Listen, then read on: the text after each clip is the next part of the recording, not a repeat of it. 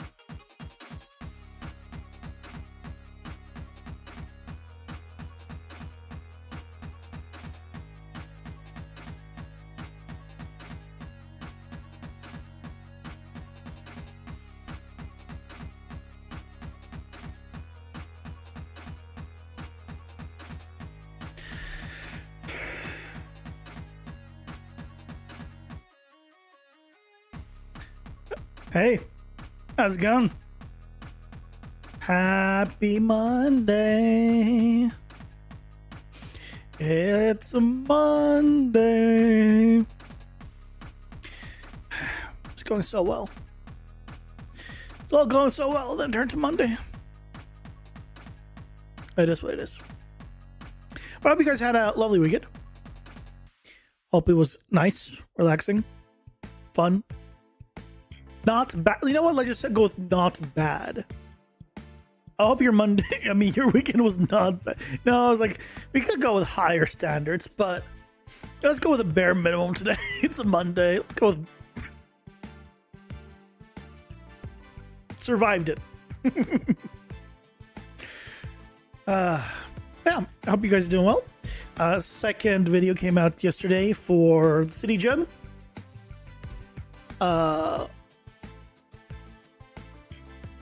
You guys should watch it.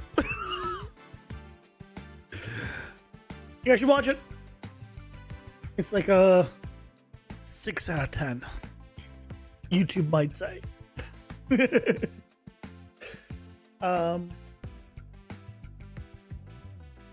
Yeah. And I also asked around what you guys wanted for the next video. And it seems we're going with districts. So that's probably what we're going to be covering Sunday. I know I made a video saying, hey, I'm going to be doing more variety stuff, and I'm doing like PCG.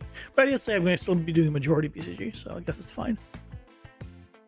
And maybe after that one, then I'll go and do like a blueprint based one for the city, just to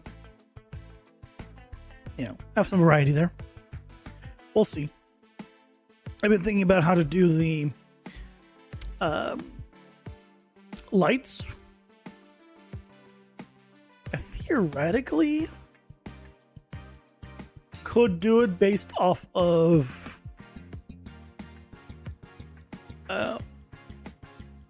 I need to make them actors. You need to make them actors, and you need to have them have a manager, and then they would just like turn on and off based off whatever setup. But maybe it's too early. Maybe I just need to populate first the actual streets with stuff, because right now, and then set up vehicles in general, and then have lights. I don't know. We'll see. We'll figure it out as we go. Other than that, over the weekend, I was thinking about some upgrades, some changes for the game. It's typically now my Sunday process. It's I now edit all the shorts for the week on Sunday, because having a day off is just, I don't know what that means. That's never heard of that. And then afterwards, I was trying to figure out what the hell to do with some stuff. Like, for example, bosses right now, they don't give potion charges. So right now we made it so regular mobs give you a lot of potion charges, but bosses don't, which means it's extremely hard to get through it. So I'll make it so you get potion charges based on damage dealt to the bosses. So for every 100 damage you do, you will get potion charge. Or really, you will get 50% for every 100 damage of your potion charge, which should be good as the base. It also means more. The one downside there is the more damage you do, the more like base damage you start doing. Like when you do a lot of upgrades, means the more potion charges you get. So I might do it 100 times, or like 10 times your base damage. Base damage being 10 by default, and then going off of that. So we'll figure stuff out.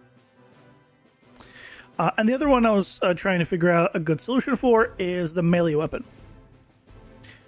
And the melee weapon, I have that written down. Right? Yes.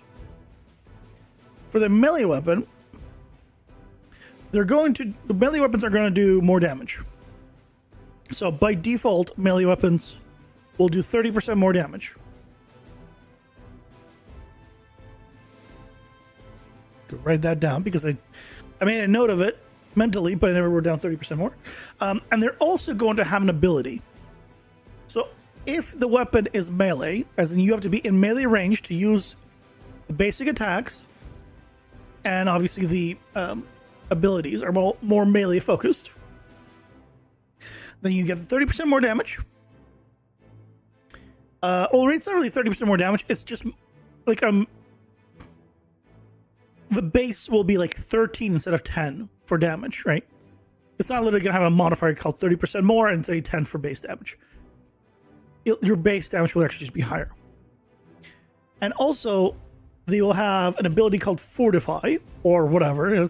Basically, it's Fortify, where you get 1% damage reduction per enemy hit, up to 25%. And it drops 5 per second. So basically, you go in, you can do a big AoE on a pack, and get some damage reduction right away. So you run in, AoE, damage reduction, whether it's melee, ability, or whatever else, as long as an enemy is going to be hit, you'll get damage reduction. Now this will need to apply to only weapon attacks and abilities, and will not apply to like damage over time or AoE attacks, stuff like that. Hey, just Kino, welcome in. How's it going? Hope you're doing well. But it will make melee a little more survivable. That's really the big thing, right?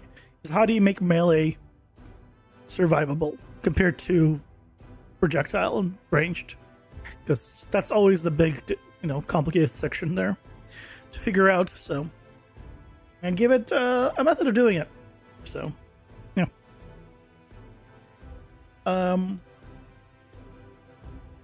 Yeah. It'll work even on bosses, obviously. When you do one-on-one on bosses, you can still, you just won't stack as much on a boss. But also on a boss, you should be able to avoid everything. Should be designed a little more to be avoided in general. So, should theoretically be fine. Also, just remembered, kind of a big one. Some of the enemies I have right now have abilities. Like, for example, one of them shoots a flamethrower. Another shoots, does the little giant circle AoE that grows and does an explosion. Those are fine, but when they're trashed here, you get 7 to 9 of them, and all of a sudden, your screen is just filled with either flamethrowers or those giant AoEs. Kind of not great. So what I'm going to do is have different attack abilities based off of what they are. If they're a trash mob or an elite / champion. And I think elite and champions will have the same attacks, most likely, at least for now. But those abilities will be then just for elites and champions. So, yeah. I think that's a good way of doing it. We'll see.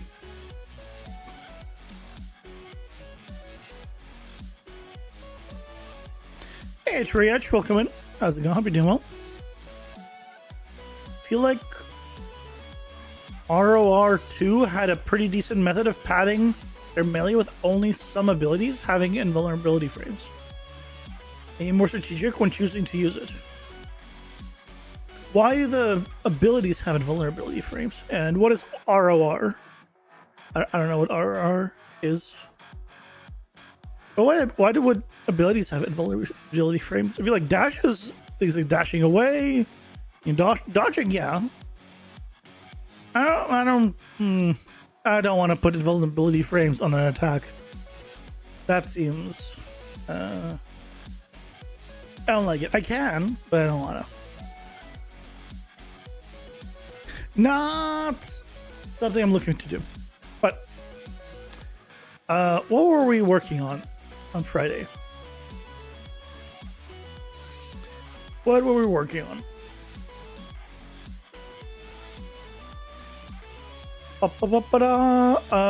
Oh, right.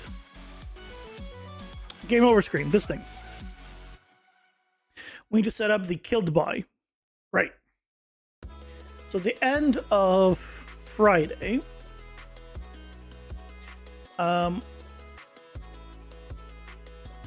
we added this character name field.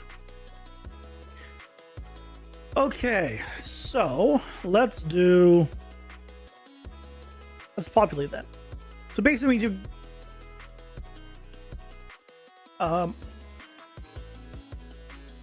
give a character name to all of this. We'll call the main character Eris. I was going to go to Saris, but I just really like the name Eris, so I think I'm going back to Eris. And then let's go and load up all the enemies and give them the name that will be displayed. We can always change it, even if we change the name of the enemy or whatever else.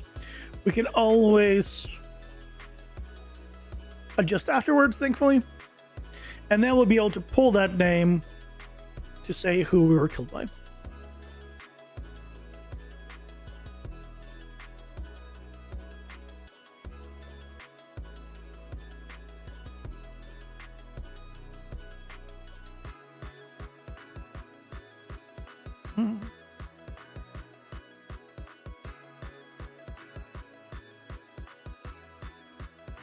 Bosses, yeah, we'll also need to do bosses as well. Risk of range, oh, that's what I meant. Similar issue with melee interactions and boss abilities being geared towards melee. Well, that's a normal thing for any ARPG in general. Not even games like Risk of Rain. Any game that has a melee and a ranged is always safer, 100% of the time. There's no way around it. It's just Elden Ring. Any game, literally. So, yeah. There's different games to solve that or try to solve that differently. There's no like one way that's like this is the way to do it.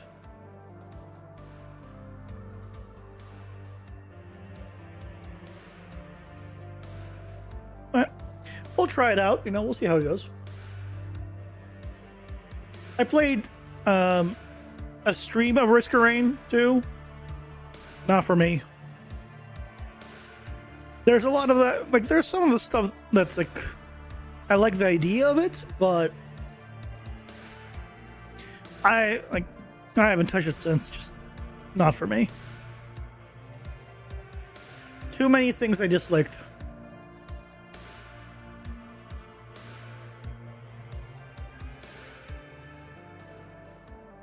Yeah, this is Brachythrax.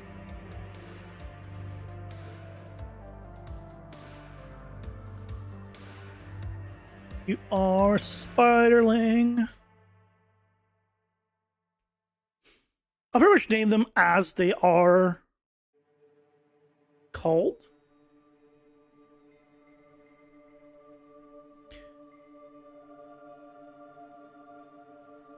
Spider.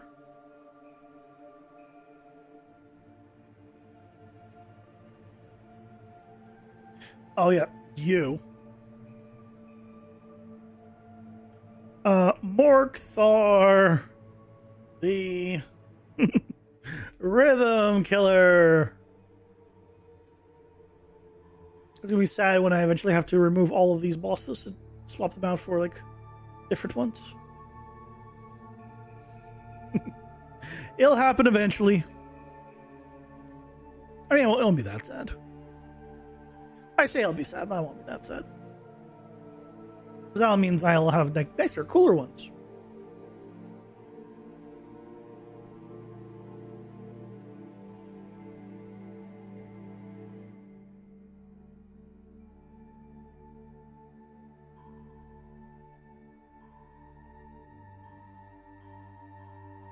Sting, yes.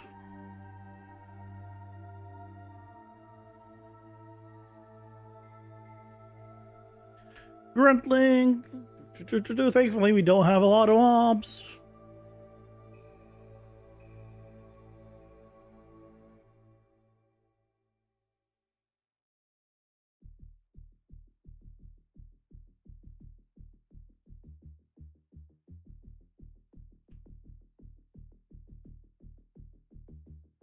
How many games there are out there shouldn't play stuff that doesn't vibe with you? Are you using Gas Framework? No, because that involves C++, and I don't do C++. And it's all 100% blueprints in terms of what I've done.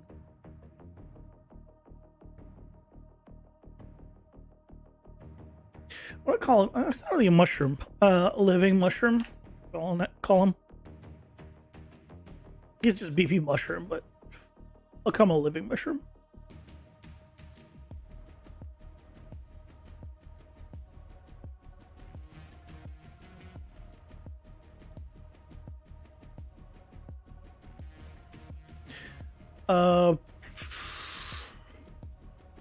Small skeleton.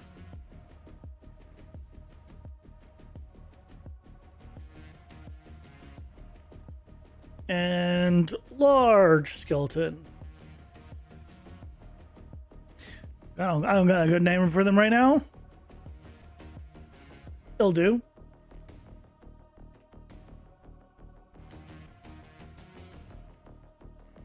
Okay. Looking good. So now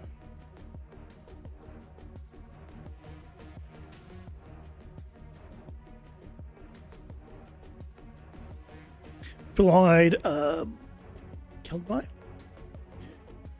Let's see. First you. Second, we need to get the killed by. That will be on the ooh. Yeah, that'll be on the player.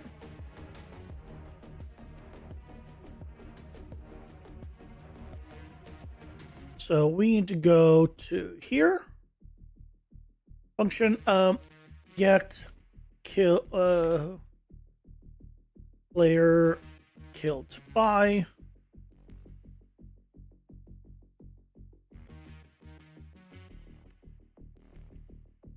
actor.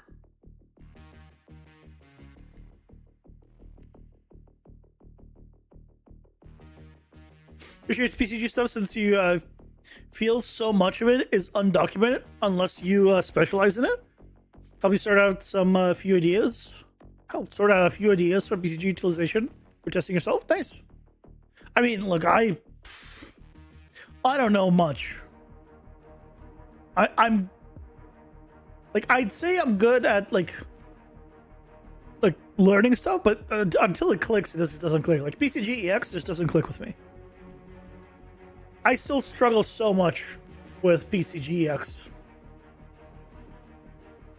because like my head easily understands points, but like PCG EX is points under the hood, but they're now being called paths and vertices, and there's now clusters. And now it's too complicated, and my brain just doesn't. So, yeah, I'll feel ya. I'm in the same boat. Is what I'm saying.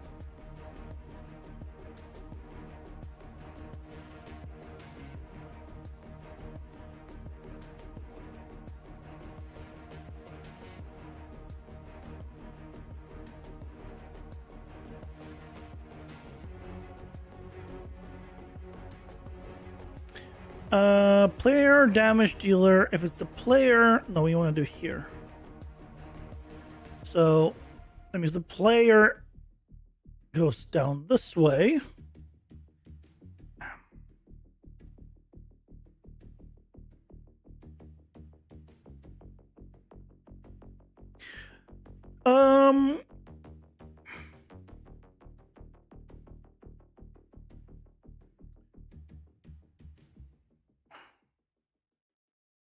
What's a better? I need to set. No, I did this wrong. I need to. It shouldn't be here. It should be in the game instance. It should set a variable on the game instance.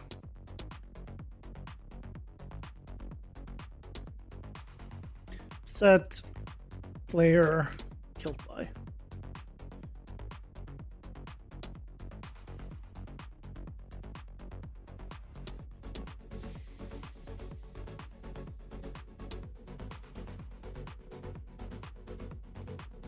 No. Object. Killed by, and then we need to do also. Let's do this. Player. This is set player killed by, and this is get player killed by.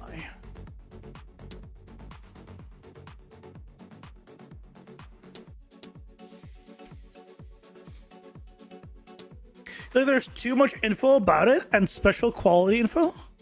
Oh, there's not too much info about it and special quality info. I think you're doing great teaching it on YouTube. Probably the channel is going to grow up soon. As fast people discovers the channel. I doubt it. I think the channel's pretty much it's been like this for a while. There's not that much interest in BCG specifically. It's too niche, which is why I wanted to expand.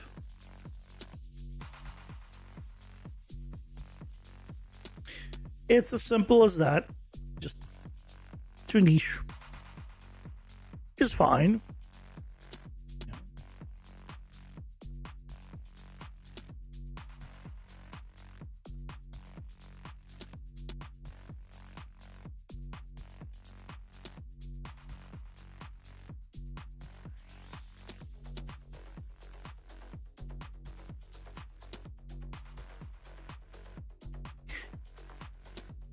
I also won't ever make like insane. Like I don't make insane environments. Like I don't have time to create like insane cool things that like just show things off. Like that kind of stuff does better to the general public, which has more views. That's why it gets more views. Tutorials don't do as well in that regard, and the niche for that's why the niche for tutorials is so low. You're annoyed that YouTube not recommending you my channel before, since you always search Unreal Engine stuff. I don't know why I don't come up when you search like UE5 PCG. And I'm not one of the first ones. I commented on that a while back.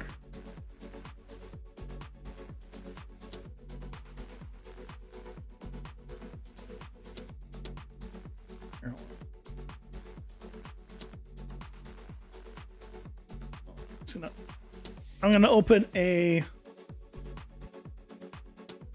incognito tab so I can do like a true test.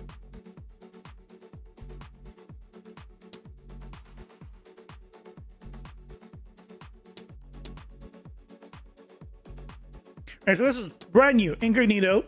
Right, that's why it says it has nothing under subscriptions. UE5 PCG, right? DK3D playlist. Here's a PCG channel. Fair enough.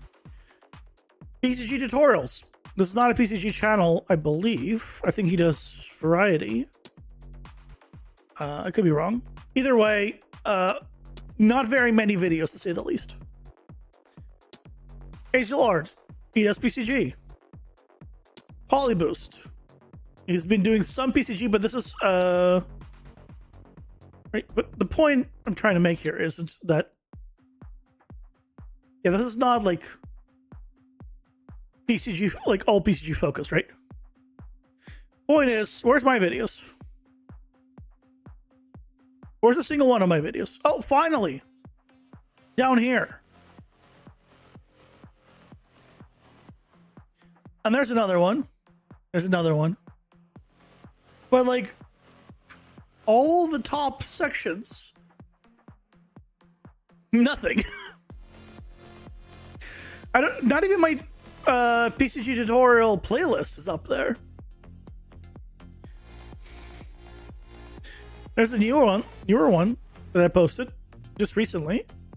Oh, this is the tutorial, PCG tutorial. That's the playlist, all the way down here. 85 videos. I don't know. I don't know why. I can't tell you. There's another one of mine. But yeah, searching like just UE5 or Unreal Engine 5 PCG just doesn't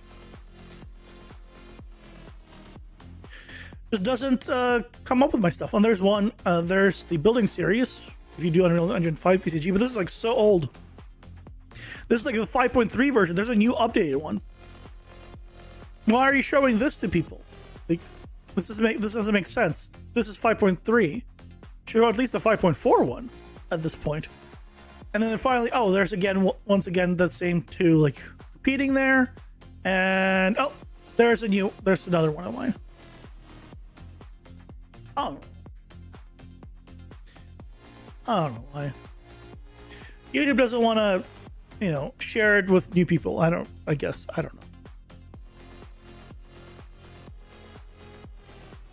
If you got through my content through YouTube clips rather than searching for BCG, there you go.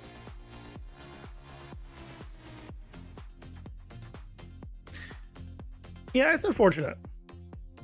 I will say it's unfortunate. I can't explain it. Like, I don't know what's wrong with my SEO or what's so great about other people's SEO. I feel like mine's not exactly bad or doing anything like super weird, but just gotta, deal with however YouTube decides to show things.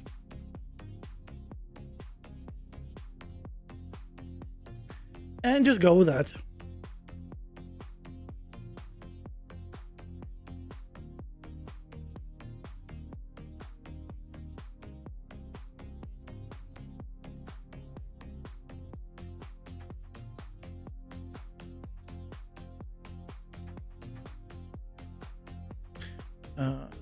This.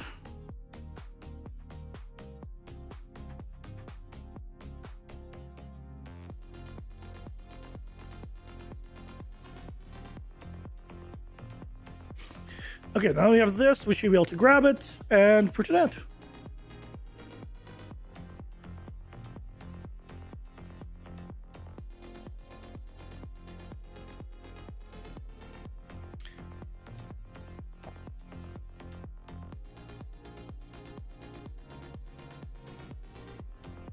Set text.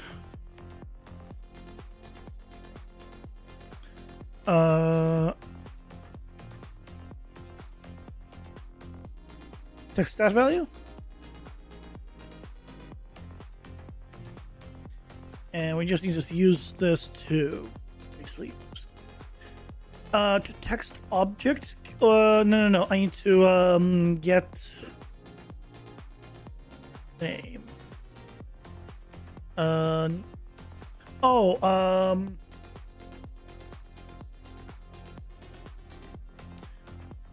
What I need to do is not have this be an actor. This doesn't need to be an actor. What I need to do... Oh, no, it could be an actor, but I do need a character info one here. So here I need to do get character name.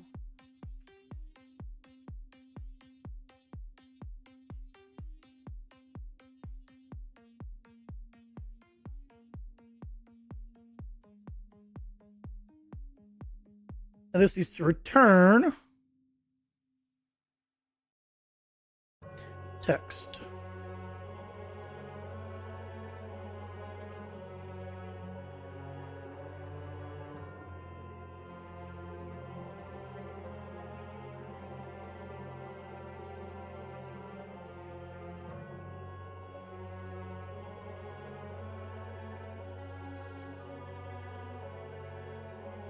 There we go.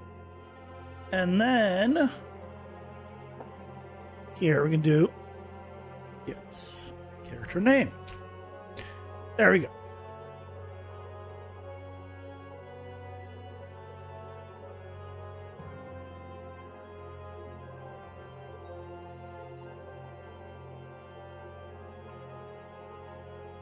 The YouTube algorithm is wrecked since 2 months ago. Also, when you watch major part of other videos, you feel like it's empty of value.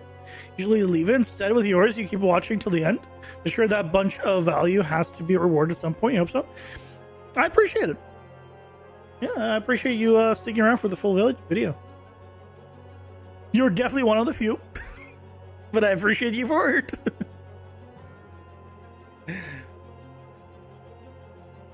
Well, I don't expect many. Most people watch tutorials like I watch tutorials. They click in, they like click through, got the general idea, and leave. I do the same thing, so I can't fault them.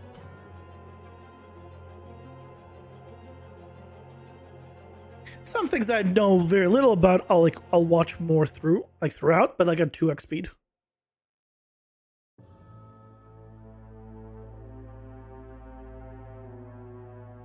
Unless they're a really fast talker, in which case I'll just watch them at 1.5x speed.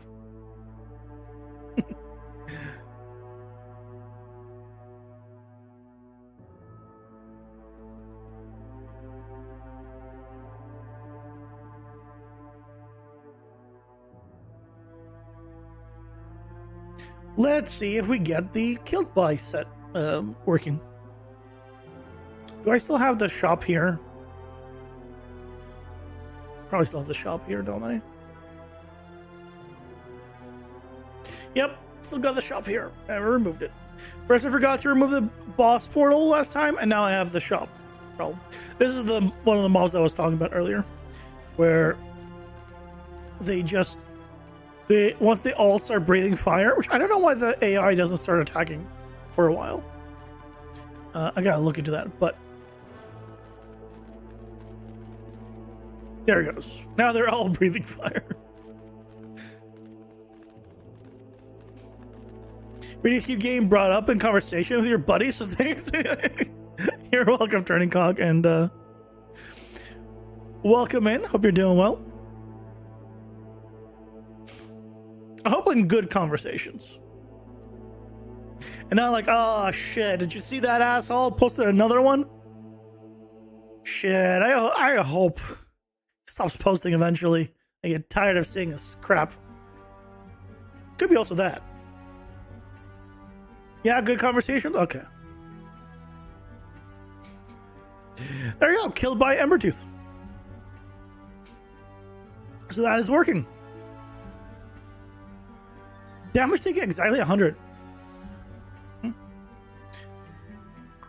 So, yeah. We now have all of this working, except for the hub main menu stuff. That was me. So, how do I make it so, or what control do I want to go in and select the hub and main menu? The left stick navigates the cards when you're here. I can make it so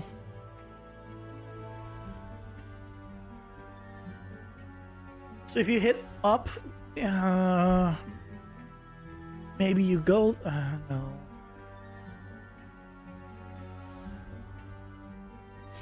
Because the navigation's within each section. I need a button to basically go to the hub and menu buttons.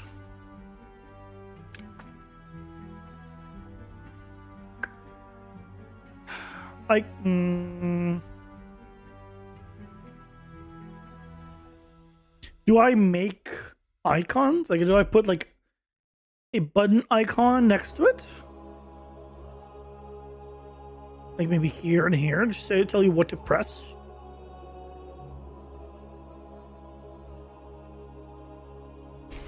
And make it like start and select.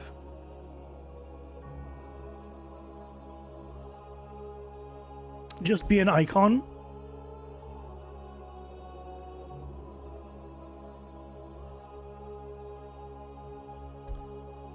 Yeah, I could make it an icon. I can make it main menu being start, hub be select. Put the icon maybe right here.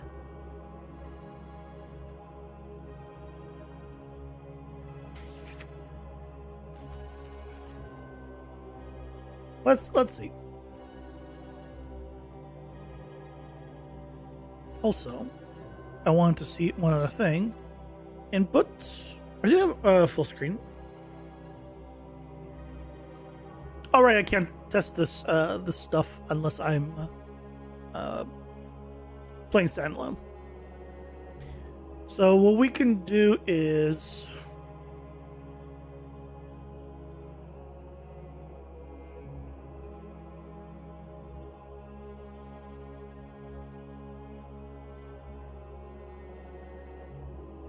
here.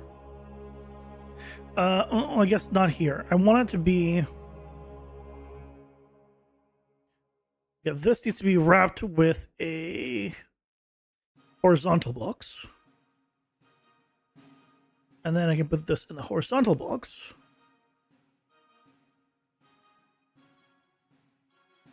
And then this can be wrapped with a scale box.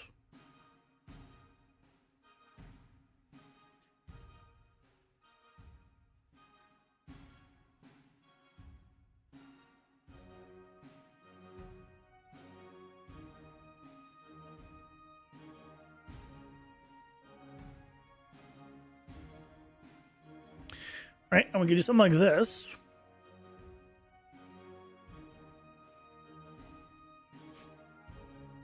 Where it will display specific buttons.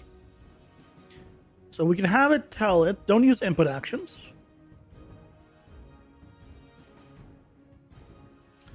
We want to tell it to, for the gamepad, start, or the right one. And then we want to do the similar thing here.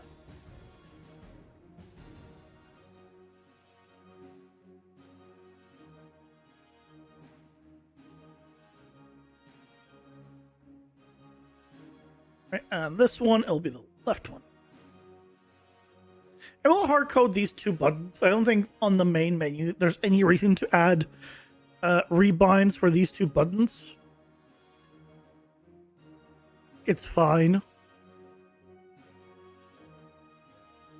I can, but I feel like there's really no reason to. If down the line people are like, oh, why don't you have rebinds? I'll add it. I'm not gonna fight anyone on that. So, we can do this. Let's see how it looks, first of all.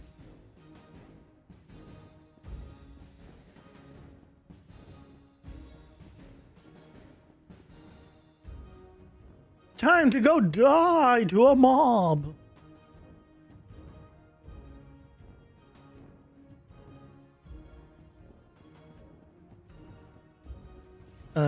Why can't I not dash?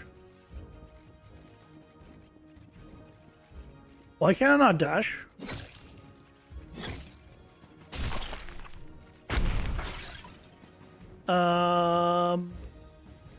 Abilities work.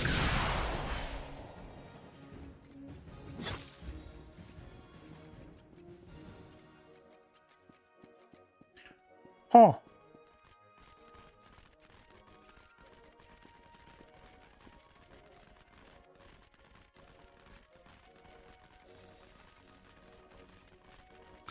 Huh.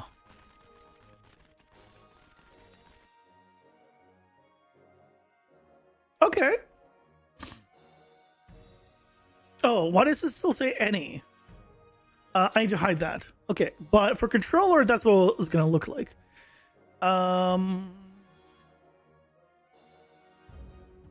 Maybe I should give it a keyboard button as well. What's the buttons I should do? Main menu Q. Hub E.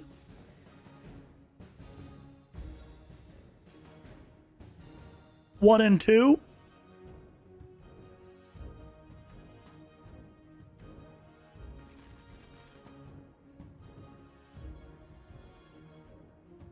What buttons do we want to do? Because with that, if I don't have the button display anything, it's gonna move the hub if the word, right? Or it won't be centered. It'll be one of the two. So I guess it's better to have something. So what buttons do we want to have? 1 and 2, Q and E. I always feel like if I do Q and E, maybe they should be reversed. Maybe I should have main menu on the left and hub on the right.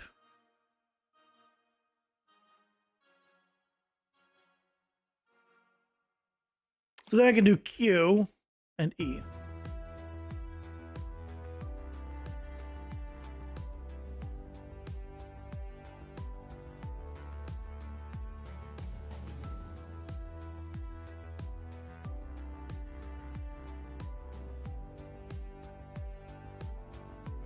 Let's do that. Q. E. This is not going to be start for the right button. And this is not going to be the left. If I got peer pressure into version control, why don't you need peer pressuring for version control?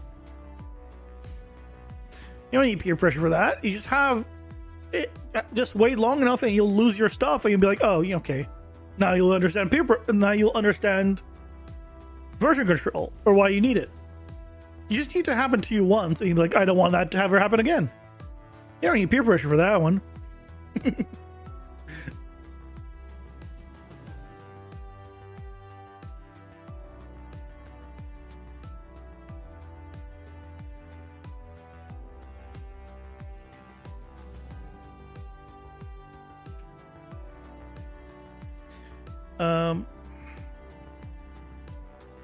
Load main menu. And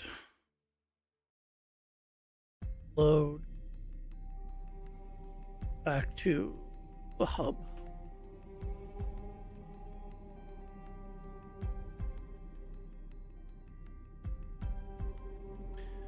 Okay.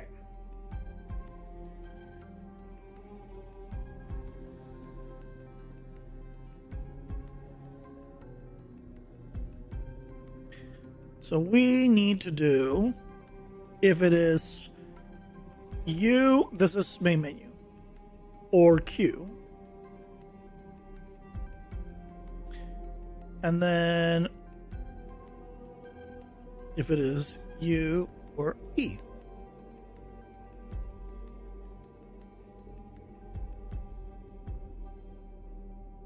I don't need this handled here. I already have a sequence.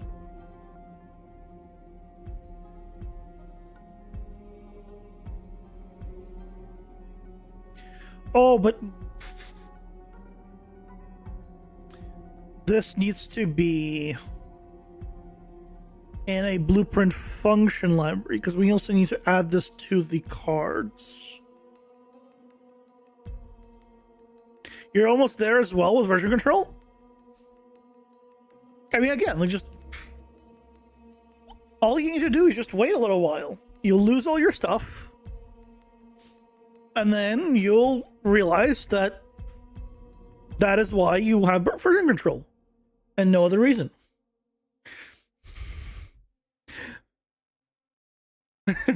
So I don't need to be peer pressured. You'll pressure yourself.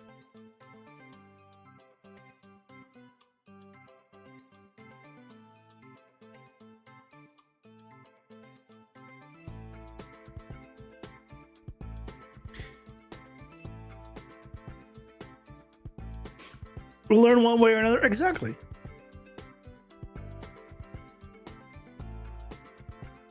Exactly. You don't need to worry about it. I need a game over controls.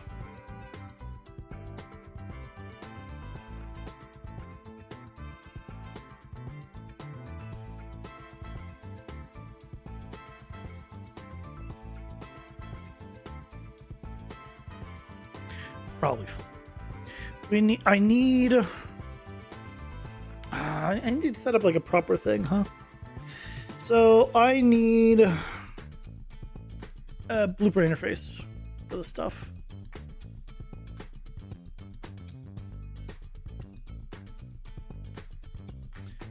We need to be able to control all the stuff.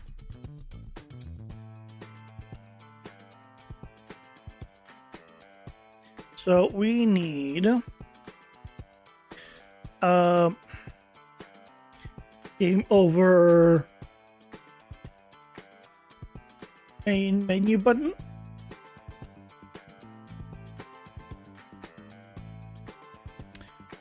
Trigger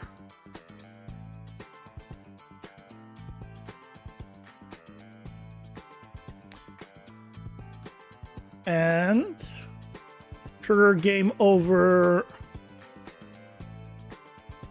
hub button.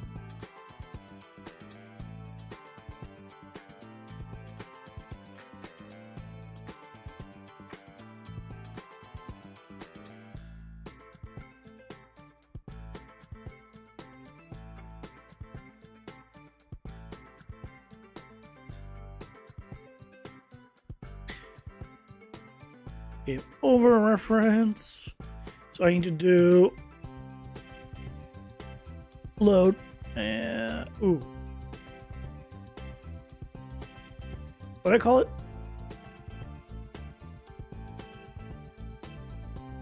Load back to hub and load menu.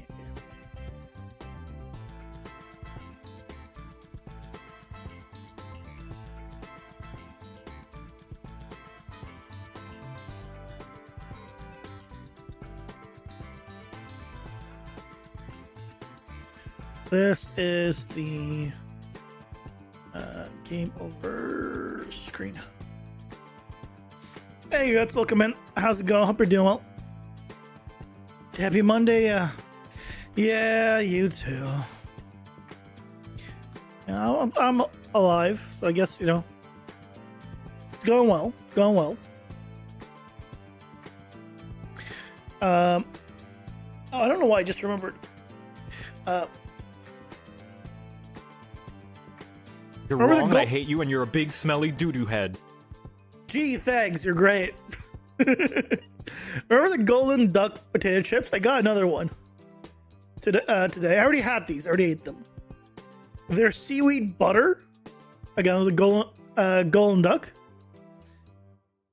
I know who it was because it tells me. Don't worry. But like literally, when I ate these, it literally tasted like I was eating butter. It was crazy. Like, they were on sale. They were the same price as like Pringles. Which, by the way, is still too expensive. But I was curious and I had them. Like, it's like the first times like where it actually tastes like the thing it says.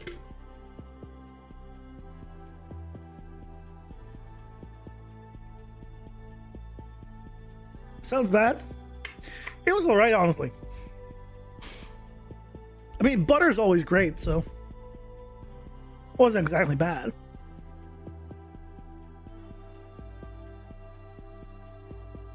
But it was interesting. Okay, so we have you. So I need to do this. Oh, I see you guys. I guess I copy everything. It's fine. So there's going to be one of these. Get key.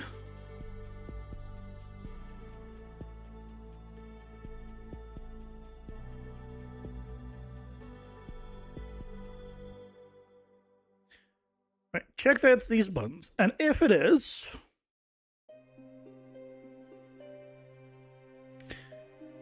then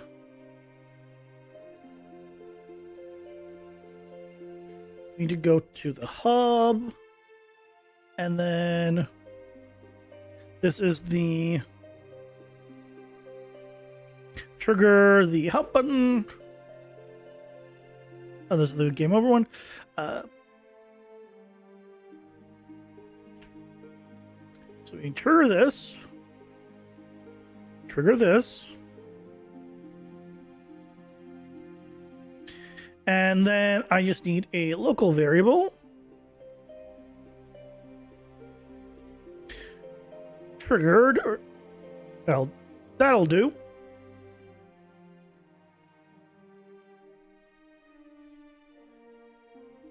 Set it to be true. I need a sequence here.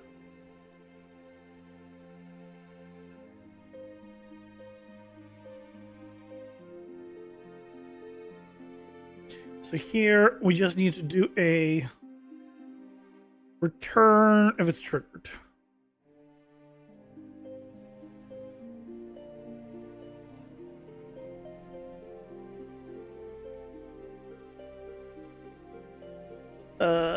Button triggered.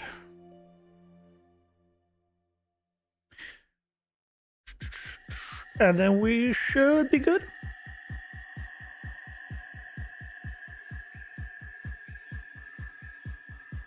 Game over controls.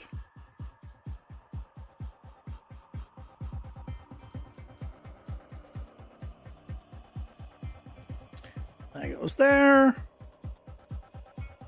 Okay, honestly, we can do it here now. So if it was not triggered, obviously we continue on, otherwise we're going here.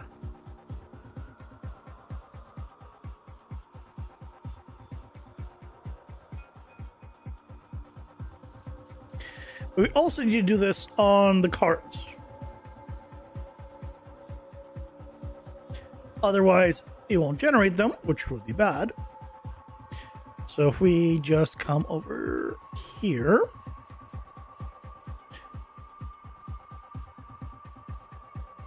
This is doing the collection one.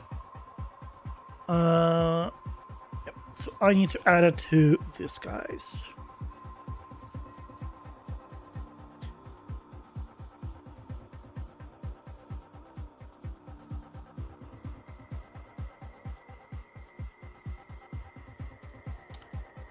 Let's see if it works.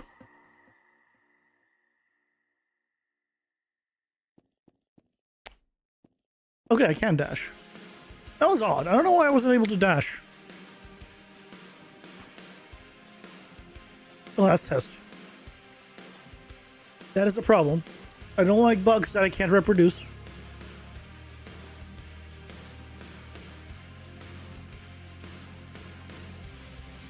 Hey, Epic Farmer, welcome in. How's it going? Hope you're doing well. Can you imagine not using version control? It's quite easy to imagine. Imagining is not hard. Let me give myself some cards for testing. Boink, boink, boink. Ah, right. I still need to fix the fact that what happens when I don't have any cards remaining and I gain another one. Okay. That's a problem. Is it Hades-like? It is, in some aspects, it is also a roguelite. So, in that regard, it is like Hades, yes. But it's also like Binding of Isaac. It's also like Diablo and Path of Exile. It's also like many games.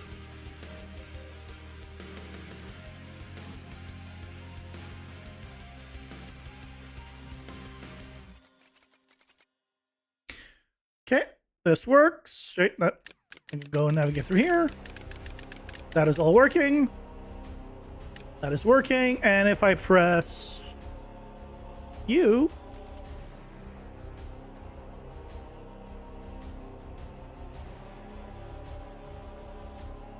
I mean, that worked really well.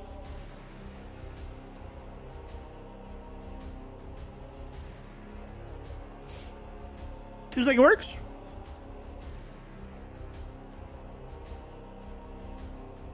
Awesome.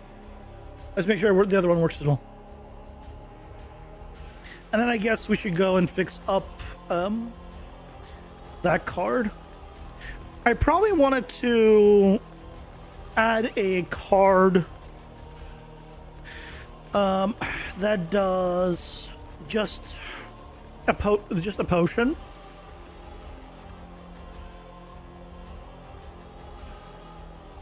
Yep, that works.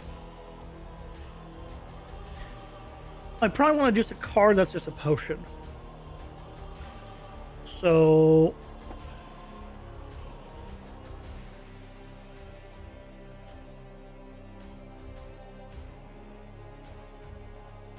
okay, so this all works. I think the game over screen then is done, which is great. Let's go and take care of the power-ups. Let me remove the shop, first of all, from the spawn. Because I will keep forgetting.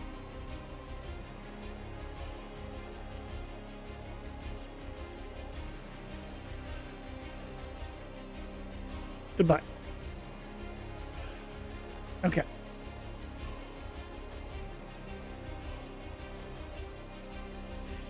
So now, let's think about this. What's the best way of doing it?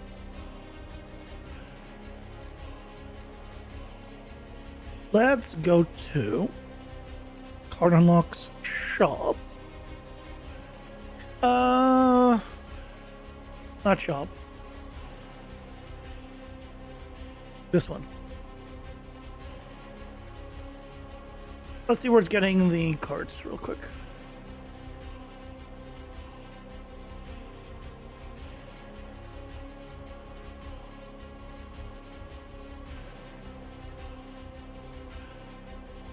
It's on card selected. And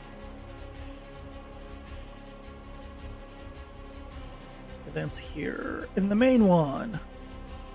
New card selection.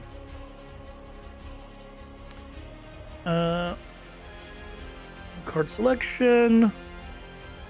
Activate widget.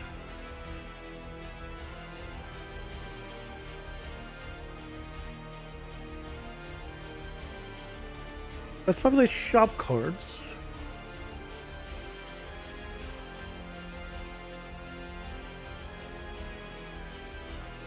Stream paused. Don't worry, the shampoo ad isn't plot relevant. Good.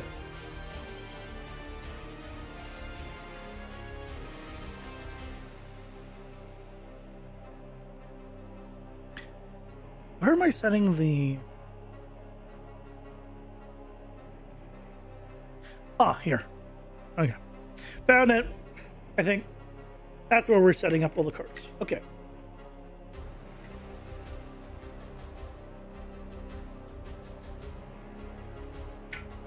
Want to find the function, or I guess blueprint interface, that's getting me the information, so that I can modify it and know where.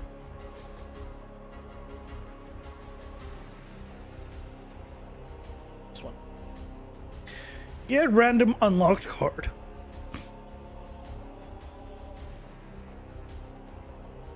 Basically, I'll make it so you get effectively just a health modification, like not a health up anymore. It would be just like a heal, and not even a big heal.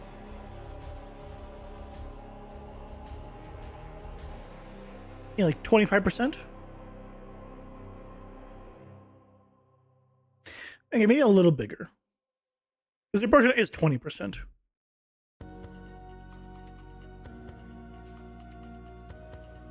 50% should be fine.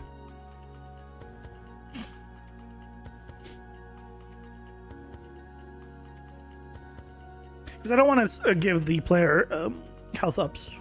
That was our temporary setup before, but I always meant to make it not give permanent health ups infinitely.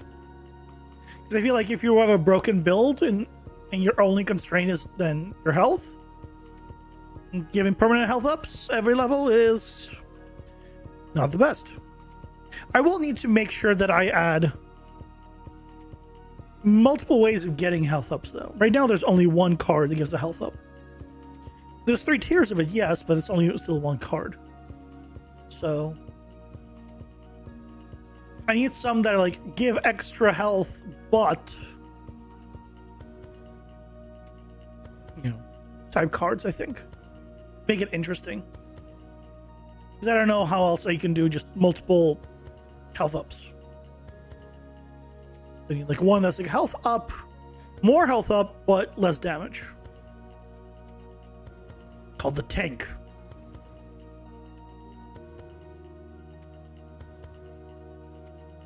Okay, so we're doing get random unlock card in game mode.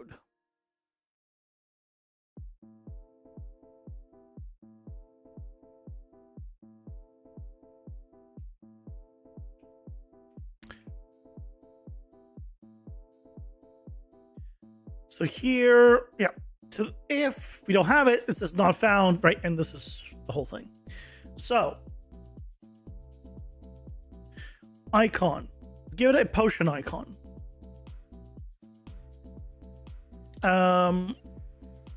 Title.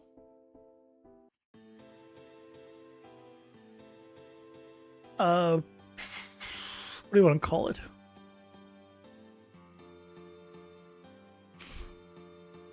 Potion.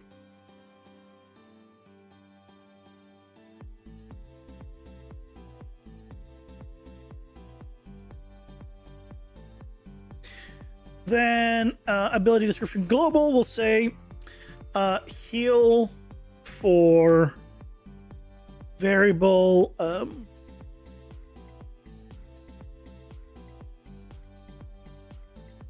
of max life.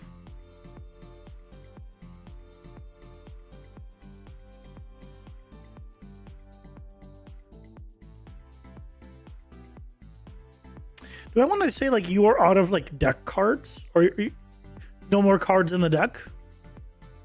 I think I'll figure it out. A gameplay tag.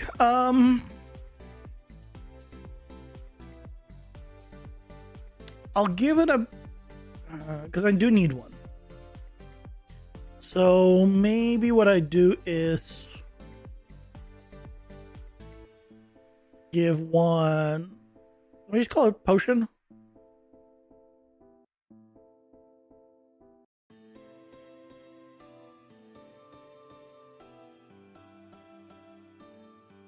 Ability dot potion.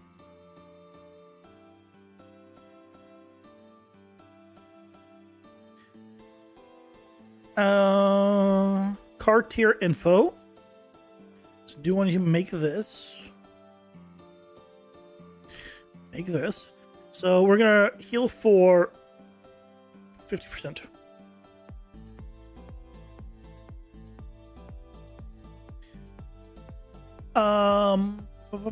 And then, you know what?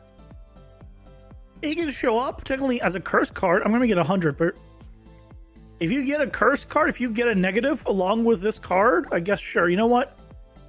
Have it, and you can have your 100% cursed.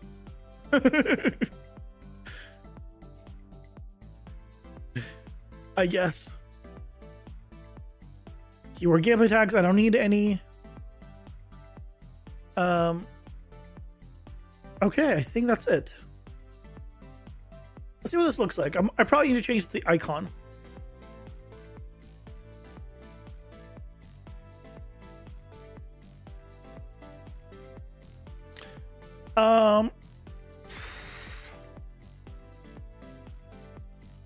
This needs to be.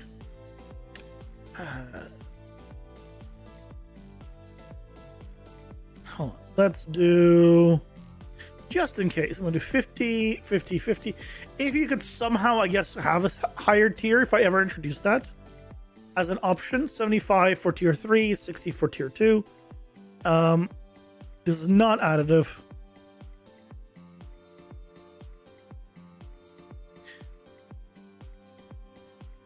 Let's do that. Do I have a better? I don't have a better potion. Icon. It's fine. Okay. Heal for 50% of max life.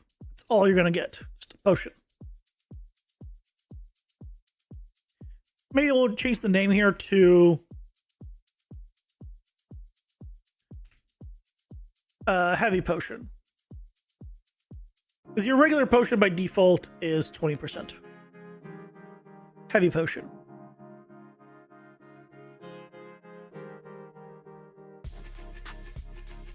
So we just need to make it so it will actually work. So let's go to characters.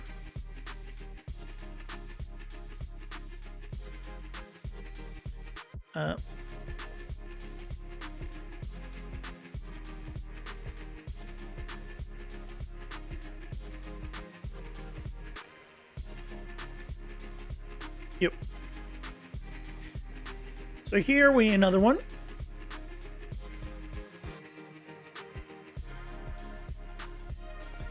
So this just needs to do get stats.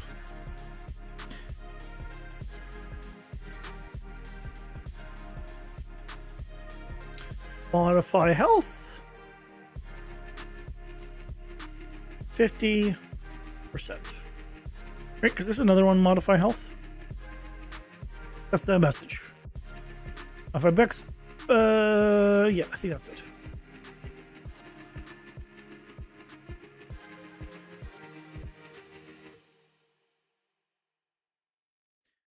So we theoretically can already test this.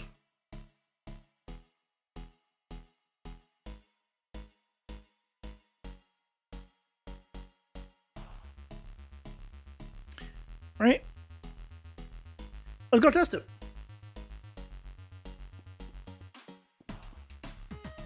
I just need to take over 50% of my health and damage.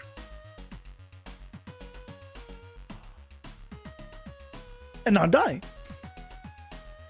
I'm sure it'll be fine.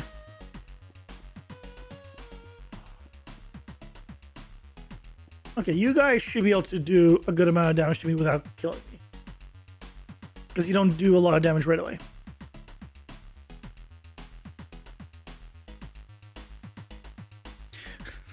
You just miss because you're shooting over me. My god. You know, that needs adjustments.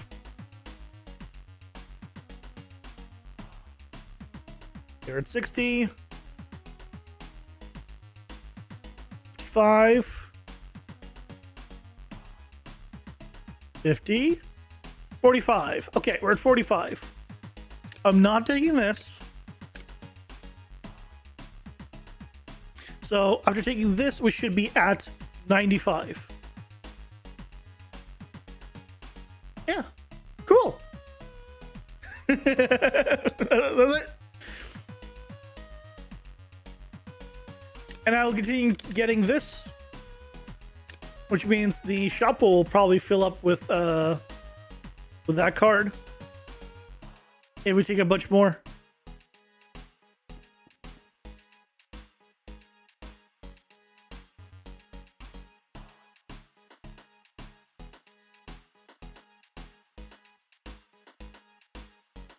Hello, Molly boy. Welcome in. How's it going? Hope you're doing well.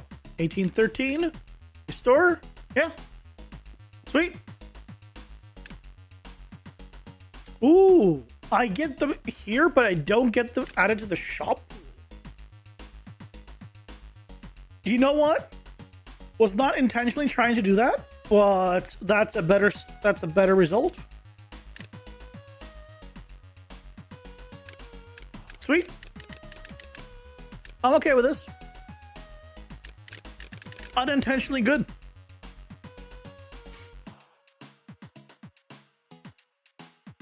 Okay, so we have now finished the... Fix that up. The game over screen is done. Okay. So. What are we moving on?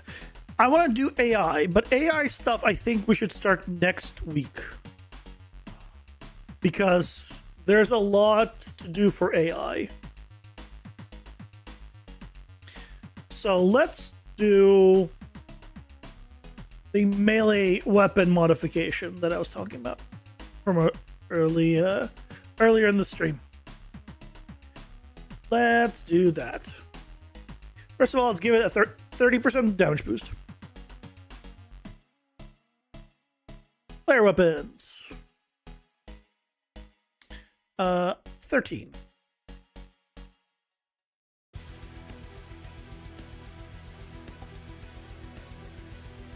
Speaking of, the air blade is a weapon, but we've not finished it, and so I don't know what abilities it has or attacks it has. I think it's going to be a melee weapon in the end, but for now it's a projectile. Okay, so we're going to need... We're gonna need to add a gameplay tag when picking up a weapon, or check if it has it.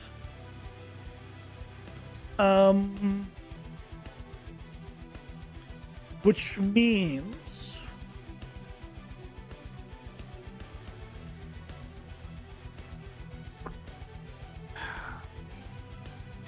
I need like a weapon type enum to know if it is a melee weapon or not. Because based on that, we can give it a different tag. Or I can just give it the tag here and just not care about what type it is.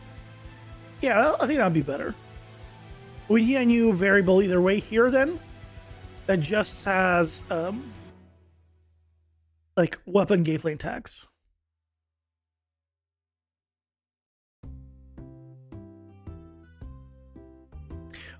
Honestly, for the character, I should put it on the character specific weapon info.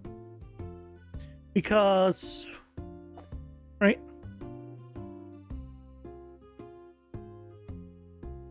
I don't really need it on every character. Enemies don't matter what the gameplay tag of the weapon is. they don't swap weapons like that, and I won't manage it here anyway. That's only for the player. So maybe I do it on the hotbar info. It's not a great place to put it. Does it matter? Doesn't really matter. I'll add it here.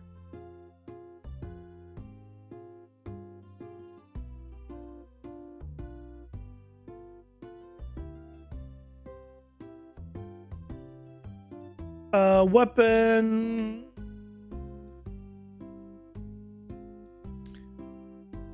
Acquire gameplay tag.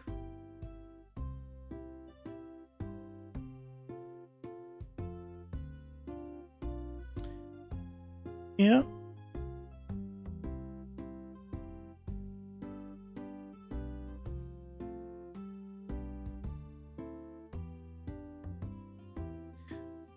And the great sword, let's see, where do we have? Let's search weapon. We've card keyword weapon, so we can do it under here because it'll be a card keyword weapon melee, probably. Or I can give it a specific. Ooh, I can give it the specific weapon, but I think I don't care about a specific weapon. I think I care just more that it is like melee in this case.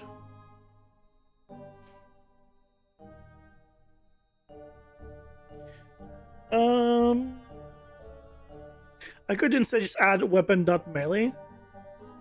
Yeah, we could do that. We'll do weapon.melee and weapon.ranged, and then we have weapon.specific weapon. So if I want to put it just on a greatsword, I could, or just on spell bolt, I could, or I can do it on melee types. But I guess the ability doesn't change, right? So really, I should do it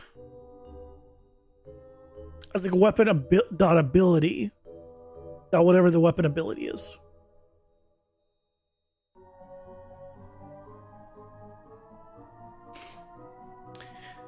Because this is going to be a weapon ability that I'll happen to be putting on melee weapons. But I could go on any weapon. So let's do that. Weapon.ability. Fortify. Let's try that.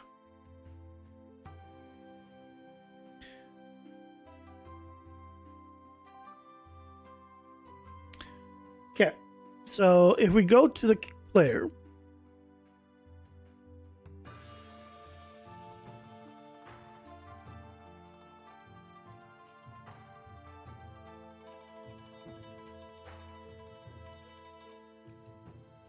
it was right there. Set new weapon.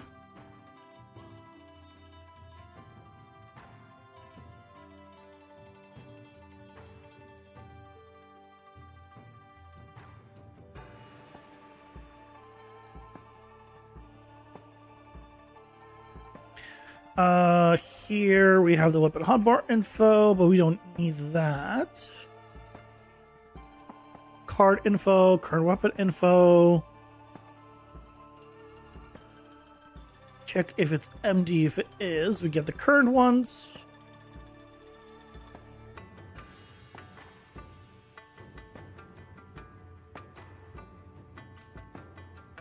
That's the card.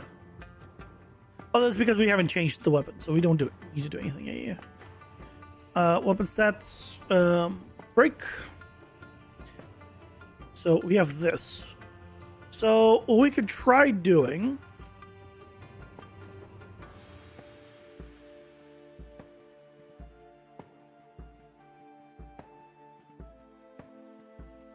is remove gameplay tag, weapon.ability. Because I believe if you remove the parent gameplay tag, it removes every child of it as well. And then add gameplay tag. we're going to add this one. Obviously, if it is empty, then it's not going to add anything. But I don't think it should error out.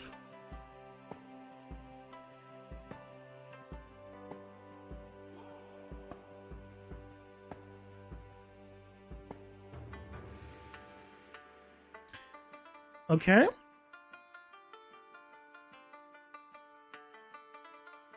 And what we could try just doing is on event graph here, event tick.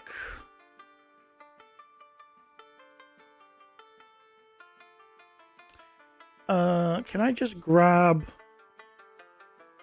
current weapon? No.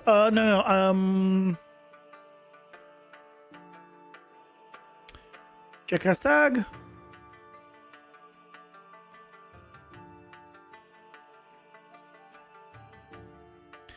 Do I have Fortify?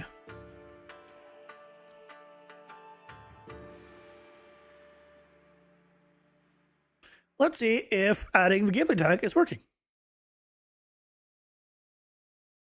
True. Good. Let's give ourselves a different weapon. Still have true, huh?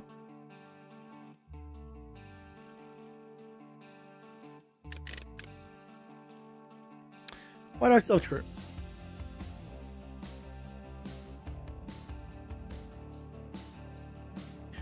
Why do I still have true?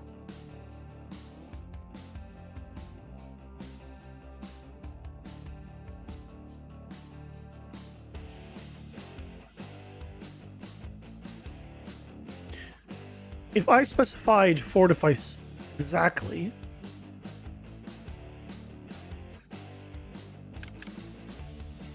then it removes it. Okay, hold on.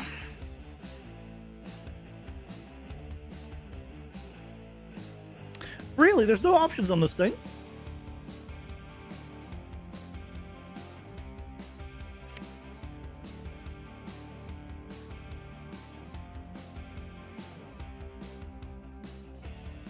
Remove loose gameplay.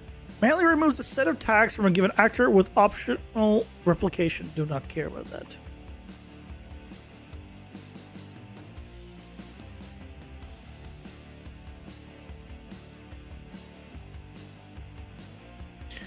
Huh. Okay. I thought this removed all gameplay tags underneath. Let's find out how to do that.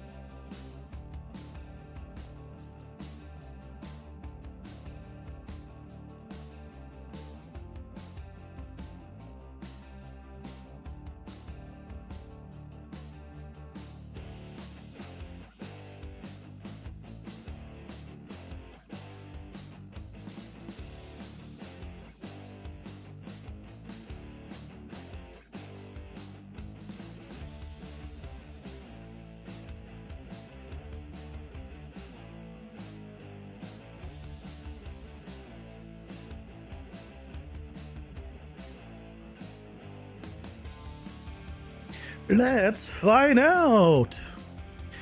There's no built-in single function that removes all child tags.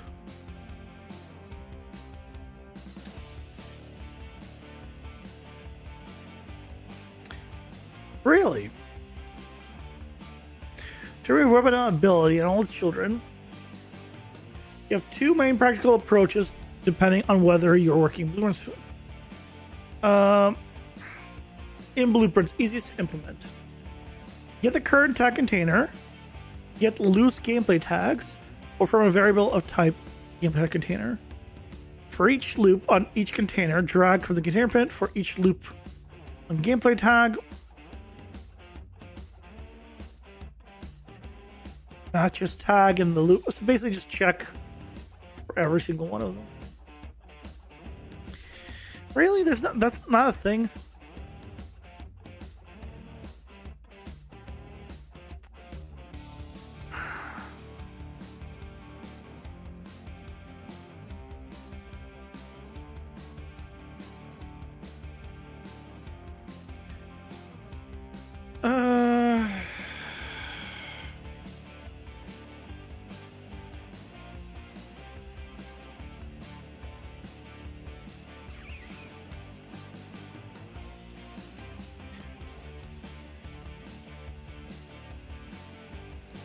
I guess I would need to do this and then do a for each loop.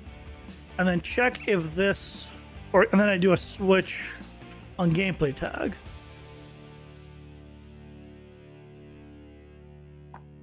And then here I need to do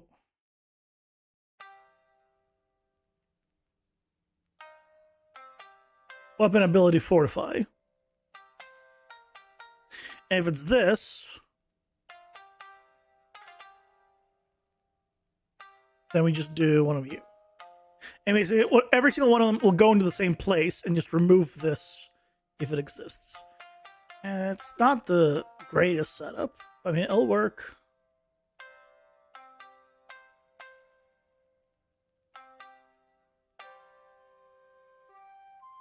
We'll make it work. That's fine.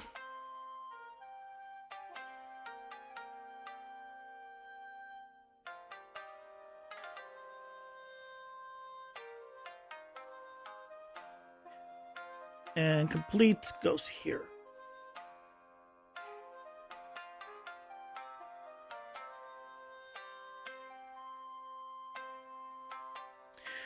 Okay, so let's try this again.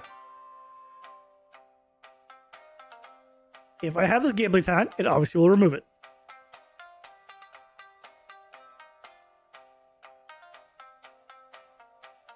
I have it. I do not have it. Good.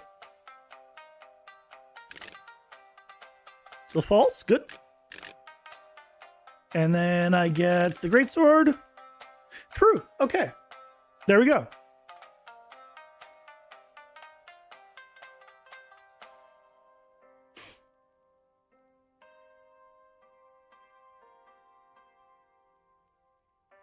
This is remove weapon weapon gameplay text.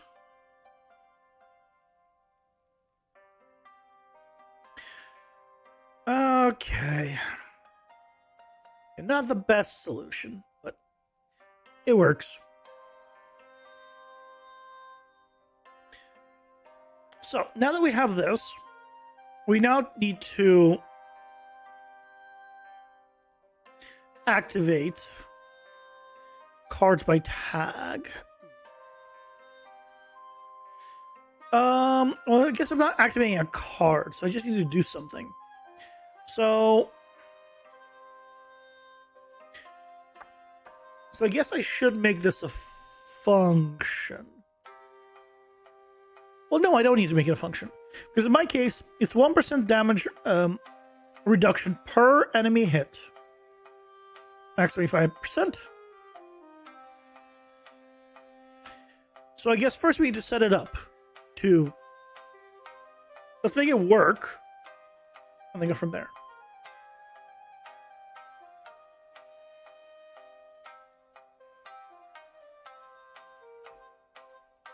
Mm-hmm.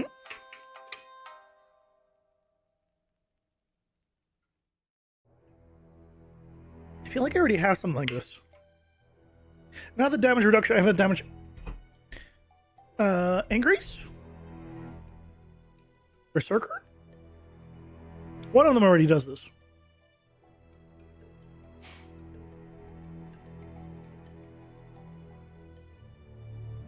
I also need to add a cooldown icon and all that stuff.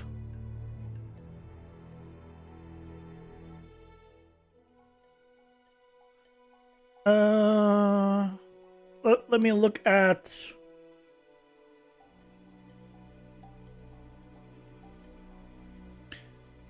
my abilities. I'm sure there's one of them that's already close to that.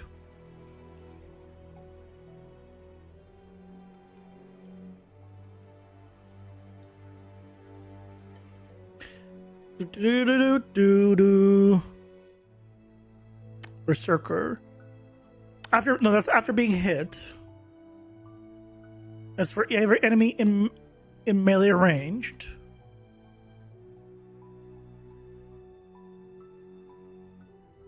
Do I not have it? Maybe I don't have it. Huh. Area crit every attack or every certain amount of attacks. No. Yeah, I guess I don't have it. Never mind. I thought I already had something like that. But I guess not. Okay. In that case,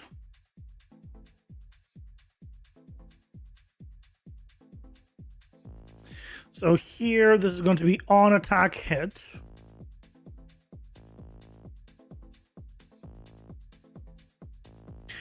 This needs to have a is on attack hit? No, this will be on damage taken that I need to do this. Okay, let's do custom event. Melee weapon fortify. Yep. So first things first, we need a new thing here. So I have I guess it won't be a card power up, huh? Well, it could be. I could use this. Yeah, why not? It's not a card specifically, but why not? I guess it could do. You know what? Let's do one where I duplicate this. This is going to be a weapon power up variables.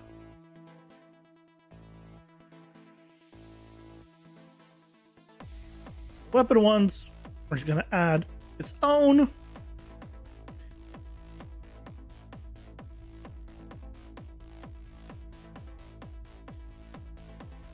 So, now we just store the information here. What information we're going to need? We're going to need this, which is going to be 1%.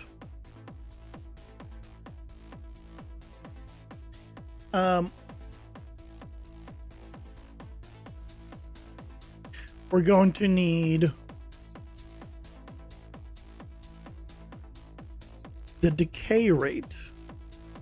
So how fast you gain, how fast you lose, and if there's a max. Let's start with this. Then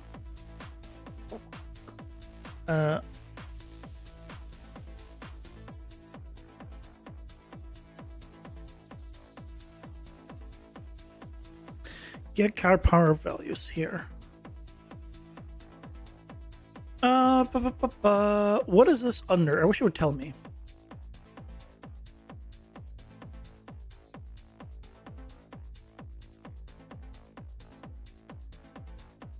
I guess I can just do.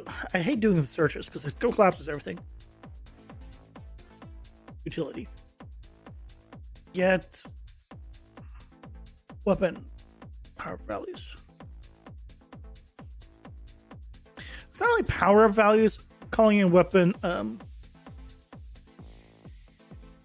ability.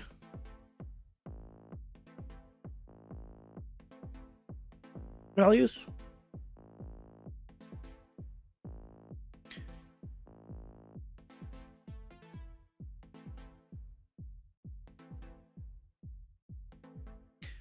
So here we just need to swap you out. And this is, we need to have the, yeah, the guts will have a good night. Thanks for stopping by. The value, we'll have the,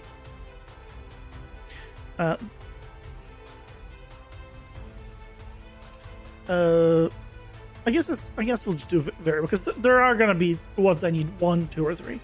Let's do this. It's fine.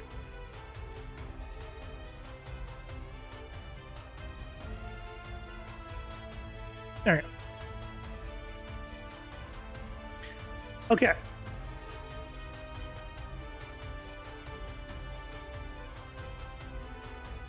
So we need to grab you. This needs to be the fortify one. So I need to first check if The owner has the tag.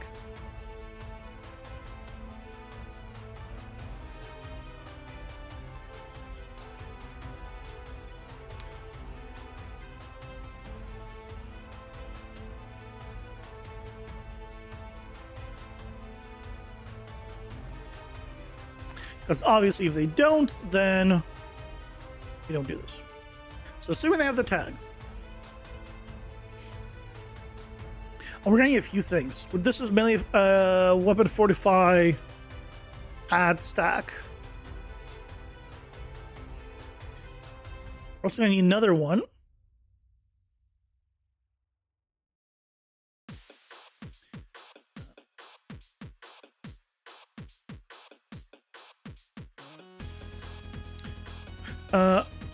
Remove stacks.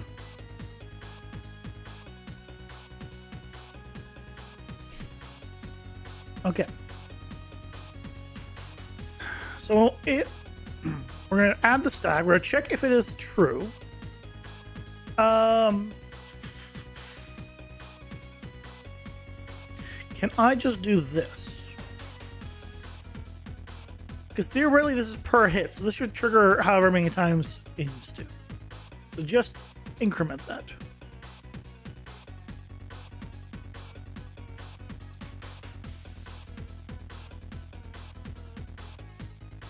I don't remember if I need to set it back.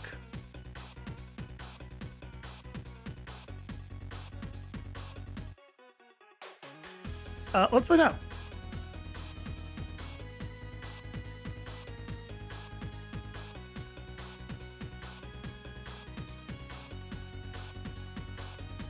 All you do is trigger melee weapon at fortify at stack. Don't need this anymore.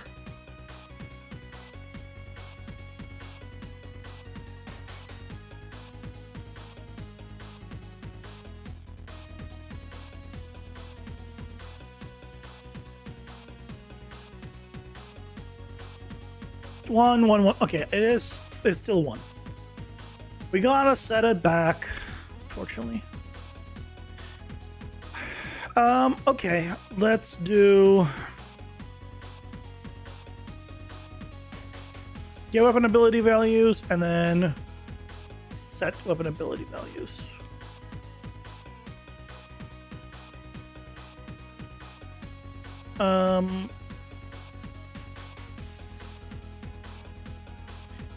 This doesn't tell. Just tell me if it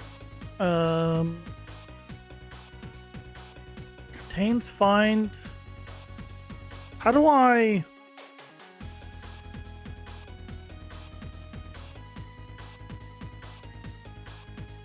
Oh, I just need to do a map add, right?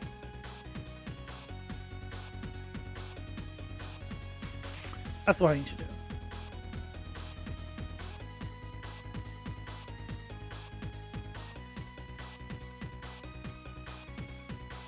So I just do an add here. That's the tag.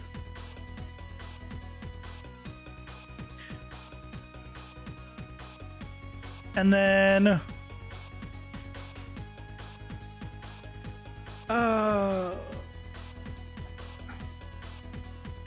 but see, now we have to deal with it's the structs. Screw it, I'm not gonna do the set. I'm just going to do keep it like this.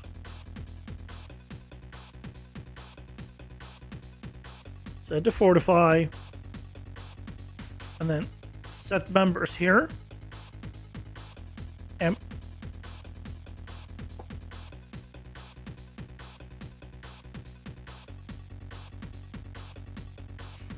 variable 1 will be +1. Oh, but I can't do set members because I need a struct reference.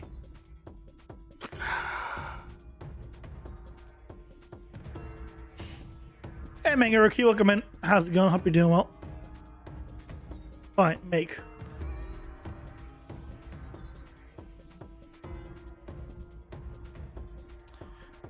Oh, you know what? I'm just gonna get the struct reference from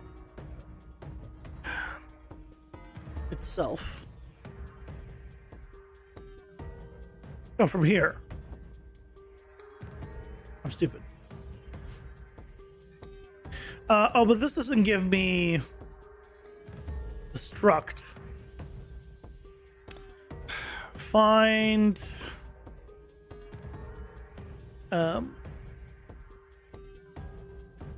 maps are annoying to work with. Can I just say maps are just annoying to work with?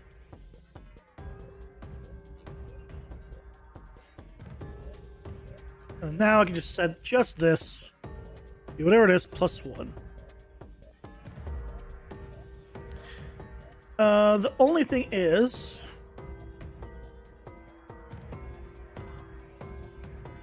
I'm now using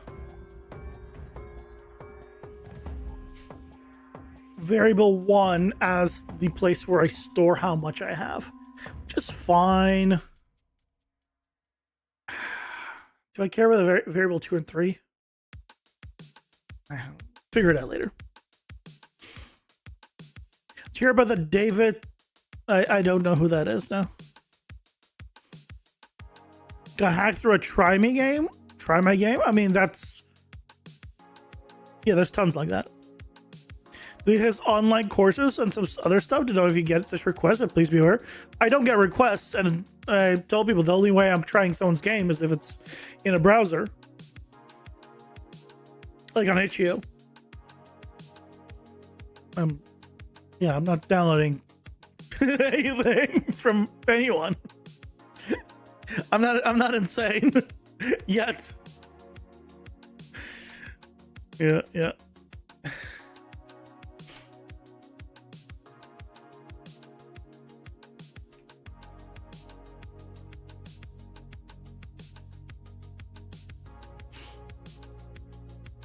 Pretty well educated in that stuff. I don't think you need to be well educated in that stuff. I feel like just I have trust issues. That's all. There you go. Now it's increasing by 1 every time. Okay, cool. Oh, but I need to set it up to. So I need to do a minimum. And it will be you.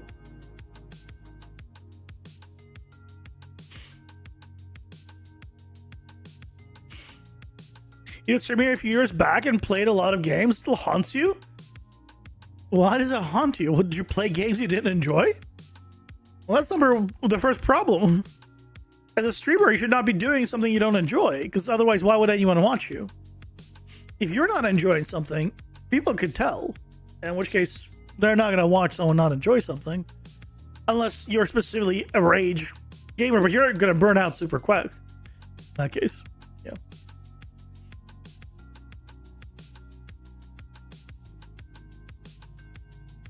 You do too, yet somehow you bought into it? Oh, sorry to hear that. You enjoy trying games you don't know if you got pwned and always question if you did? I mean, if you don't know, then probably not.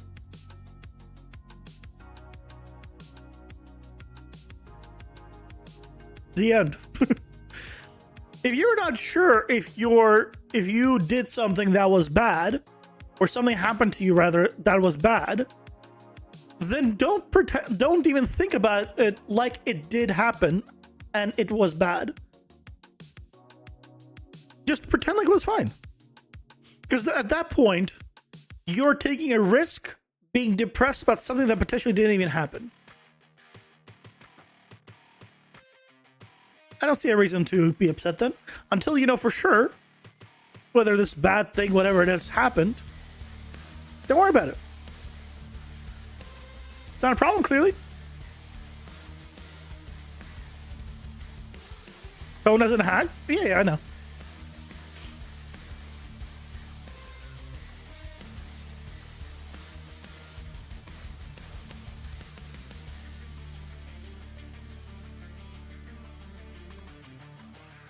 Okay, so this is increasing. Good. So this will, well, I guess let me put back the bridge string. So this will increase until 25.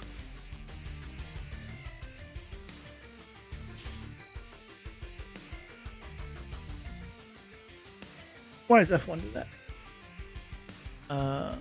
Yep.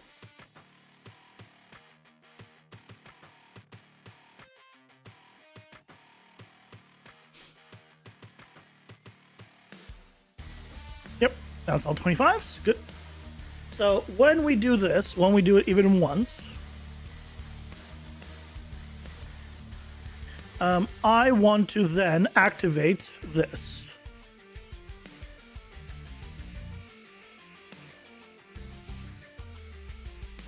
Which is just a timer.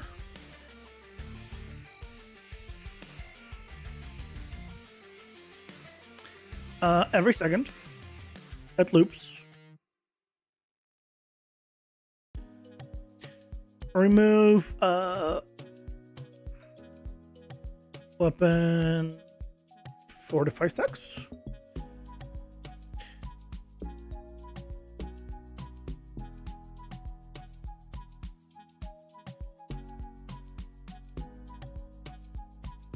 So instead of doing +1, we do minus, and we do -5. Instead of min, we do max.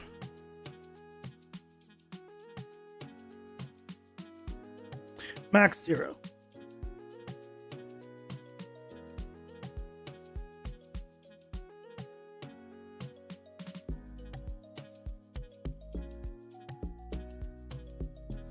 Okay. So that'll set it down. And then we can do check if this is equal to 0.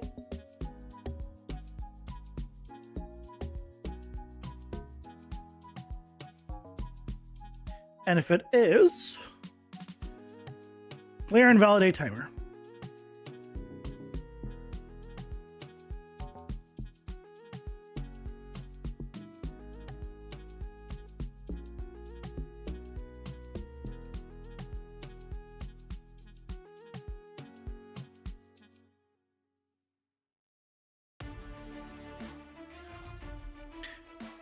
Okay, let's do a print string here. We'll make this hot pink. And let's do a print string whenever I add some. And that could be just the normal one. So let's see if this all works. I should now add whenever I click, and then remove 5 every second. It is not removing. Oh, there we go. Oh, I know why. It's because I keep reactivating it. So this needs to check. Okay, I do need to promote this to a variable. Yeah. Weapon, fortify timer.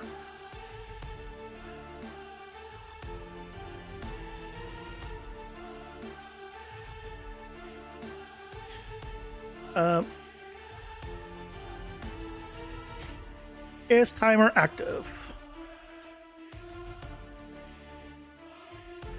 And only do this if it is not active, because otherwise we're refreshing it every time. And that's bad.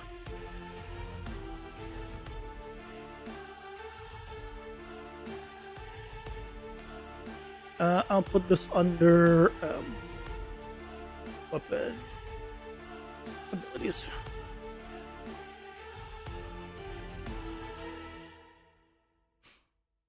Okay. Yep, there it goes. If I click faster, we can get this up.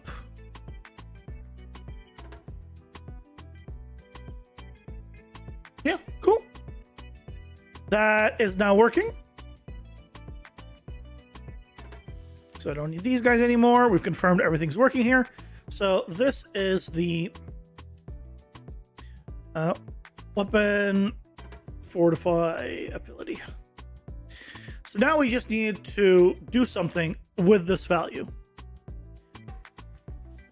So when we get hit, so this is on when you take damage.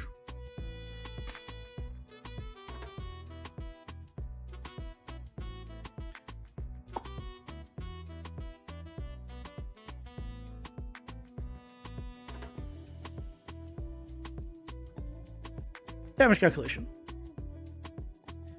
So we can do this wherever. Doesn't really matter. I guess we can do it here. You just need to get the AC abilities. Get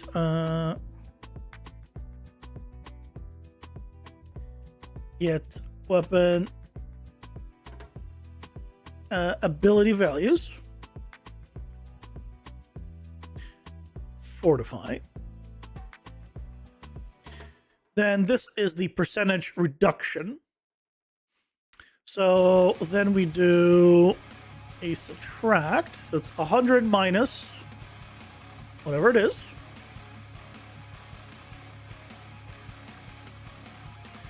And then divide by 100 to get the percentage, or the 0 to 1.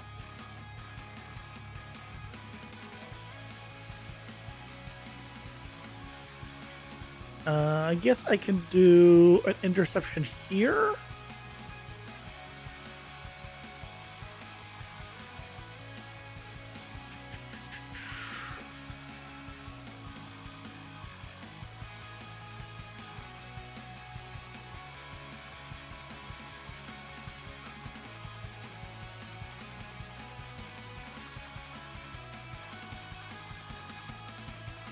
Multiply here.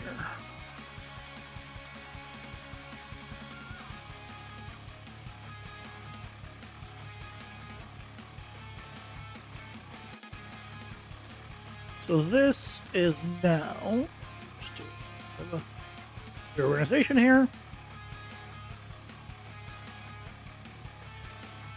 Weapon, fortify, damage reduction.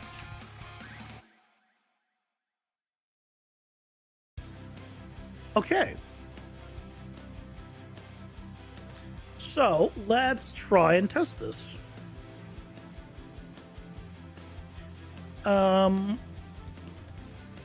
What's the best way of testing this?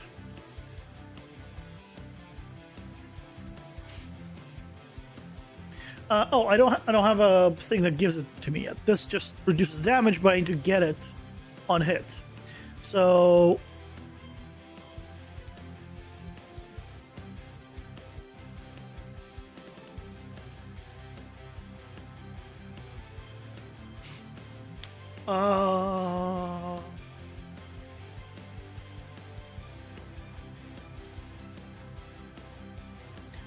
what I need to do then is at the beginning, assuming all of this is true, I basically need to do it before any calculations. Give it to the damage dealer.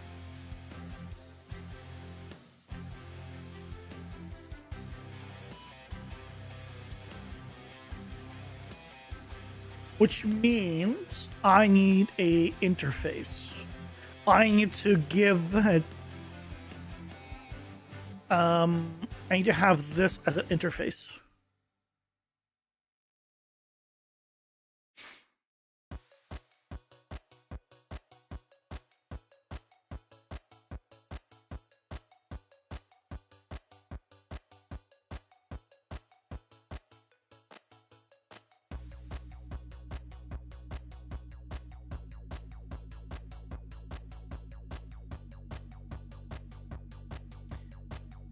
Okay, let's do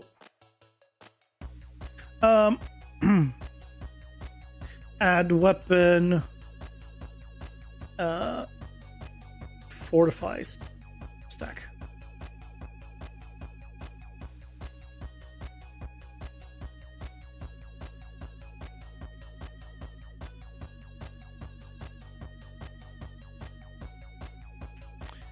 That's all I'm doing here.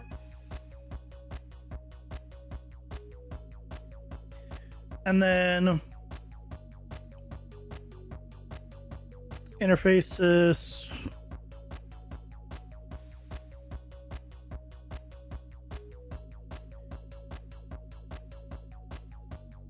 So this then used to get AC abilities, and Add weapon fortify stack.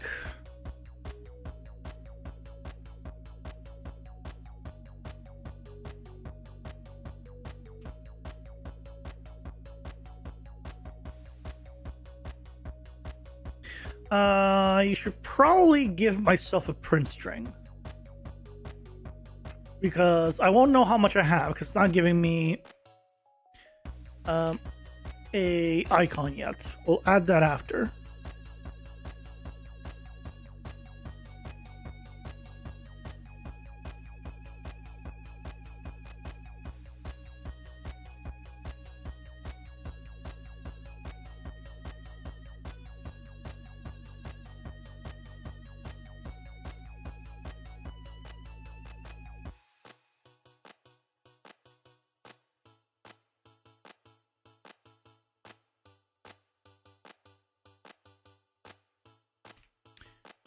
Let's give it a different color. And print you. Okay. Let's see how this goes. We're gonna get a lot of zeros at the beginning.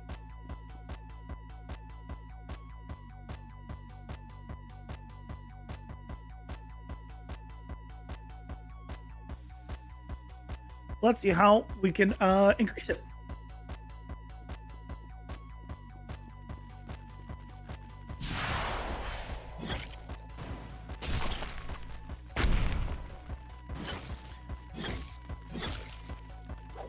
Ooh. You know, it is way more aggressive of a reduction than I thought. It is very hard to build stacks. Huh. Okay. Because I was like thinking like, oh, it should be relatively simple to do like, you know, get like 6, 7 at a time. But I guess 6, 7 at a time, or even 8, 10 at a time, doesn't matter, is just not enough because you're not hitting them every second. So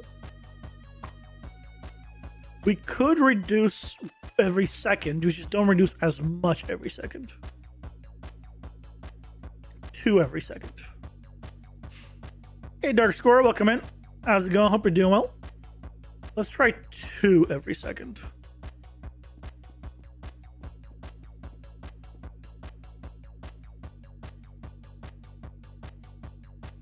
Going well, going well. Trying out a mechanic to help balance melee and ranged.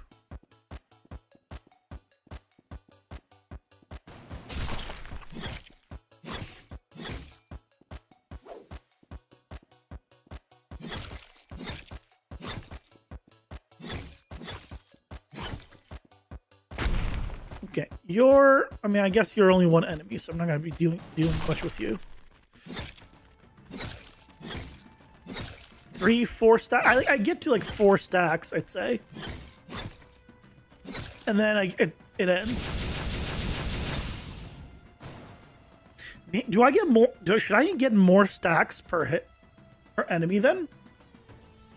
The 2D and 3D mix in this? I'm glad. What if we got more per hit? Because 1 per hit is clearly not enough.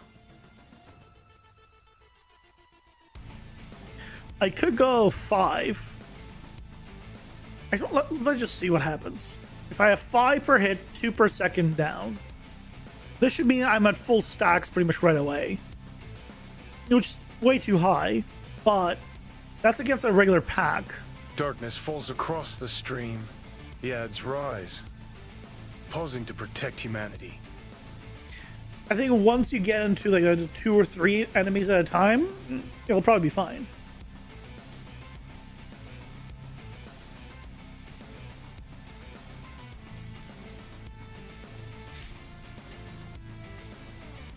But this is why we're testing.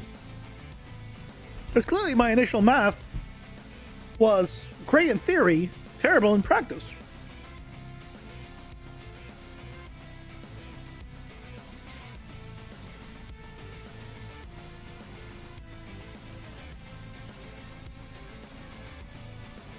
By the way, you guys want to see a little sneak peek of Sunday's tutorial?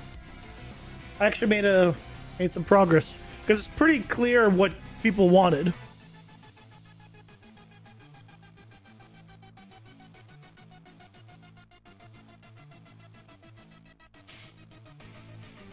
Here's a little sneak peek of Sunday's video. I already have basic splines telling it where to use different. Right now it's grammar. This is a different grammar than this. This is a different grammar than this. They're all different grammar pieces. And basically I'm telling it, okay, I want these spawning here, these spawning here, these spawning here, these spawning here. I'm using only one type of building, but obviously it's grammar, so you'll be able to say, hey, I want whatever buildings under whatever logic spawning here. Same thing here, here, etc. The one downside to grammar in these setups, because the streets are not very long, is that it is grammar per edge, not per like full like surround. So like you'll have certain ones that are just too short to have like, what if this one has 3 times more popular? Well, then you just only get that one, for example, then, because the streets aren't very long in some of these. But otherwise, districts prototype is working, which is good.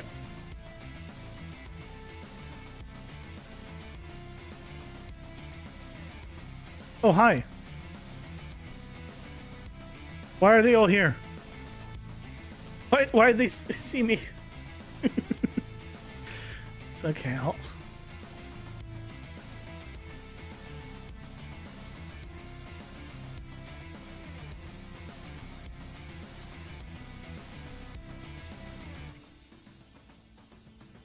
Ads are almost done. And then I'll have my revenge. I'll drink a potion. Even there, like, you know what? Whatever. Go away. Okay, let's try this. I'm at full stacks immediately. Full stacks. I'm already at 15. 20, 15. 10, 5, 0.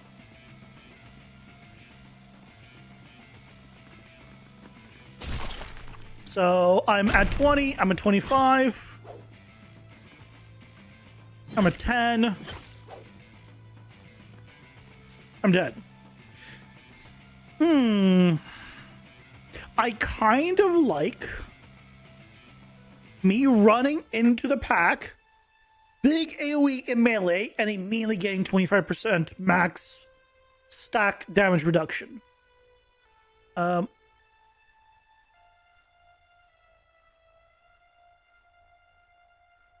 Why does E not work? Oh, why are these some buttons don't work?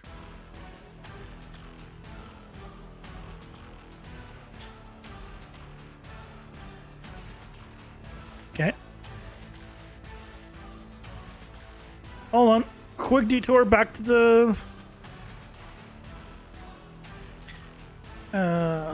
the game over screen.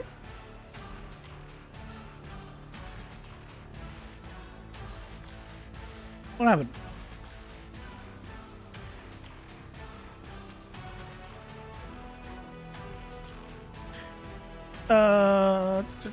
Game over controls.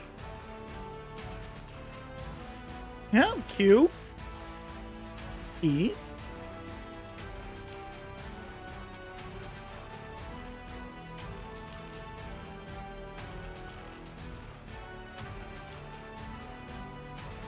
Why?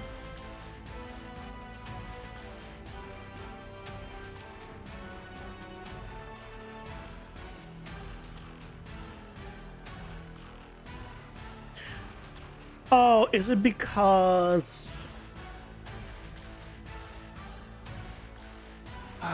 it's because it's the same buttons as in the deck builder sorting.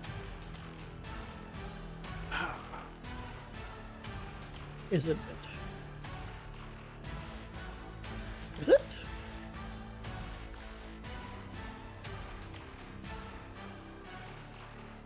I think it is. I think we need different buttons. Could do 1 and 3. Or 1 and 2, rather.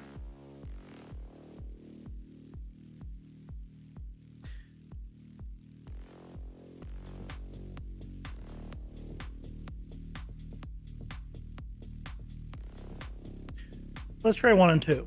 Quick.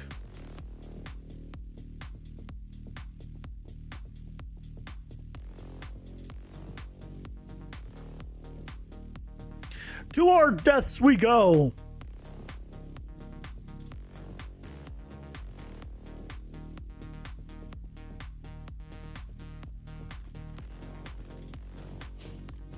Burn, baby, burn.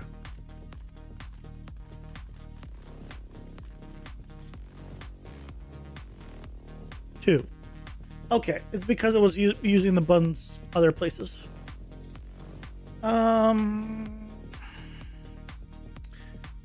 Okay. Fine, for now I will just set it to be 1 and 2.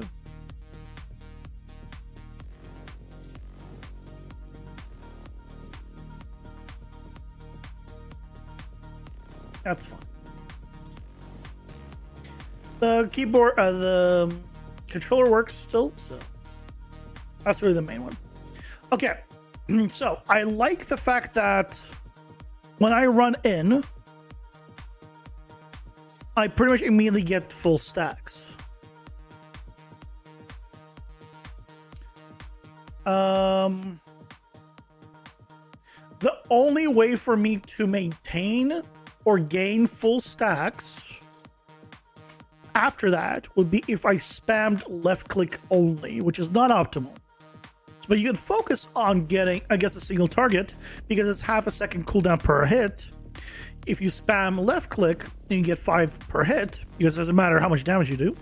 You could increase it even against a single target, which I kind of like. But you can build it up yourself. It's not ideal, and you need to use some abilities between, but I think maybe we go with this right now. So you get 5 stacks per enemy hit, which means that, why is the command thing down below?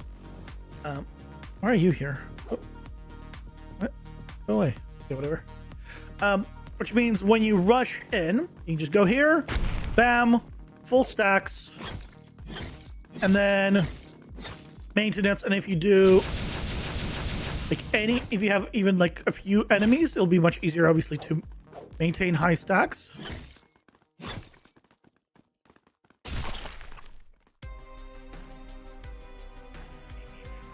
Is it removing 5 at a time?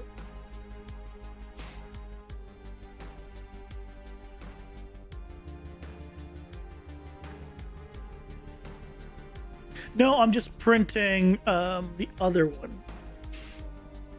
Oh, it is still removing 5 at a time. I thought I made this 2. I did not.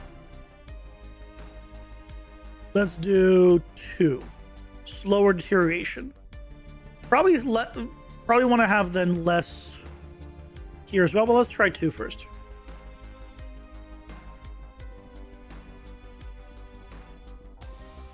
I want it to be decent. Like when you run in and pop, I like that it goes to full stacks. Or near full stacks, depending how you position yourself. Full stacks. But after that, it should be a matter of already almost dead. Paying attention to health, not to the values. After that, it should be a matter of paying attention to them. How am I alive? I'm at 0 health. Okay, so I need less gain.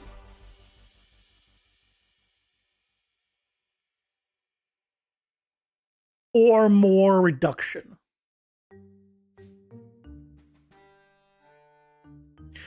But it 4.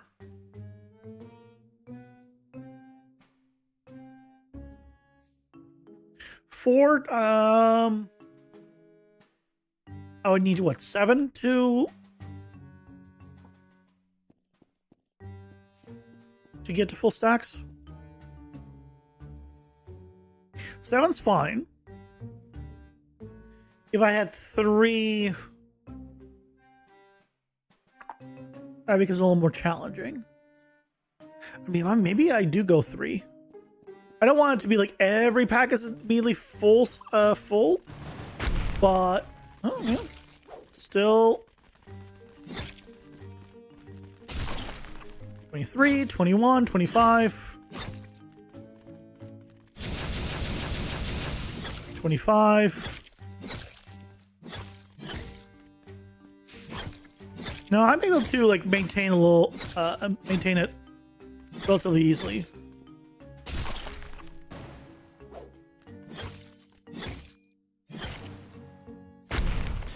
Yeah, I need to be drop off a little more against single target. Hey Leo, welcome in. How's it go? Hope you're doing well. So maybe you'll do 4 and 3. Gain 4, lose 3. Made so much progress today. Nice. Working on gun spread, nozzle, and fire rates. You have burst, semi-automatic, and automatic firing with cone and square pellet spread distribution. Is square pellet spread distribution good?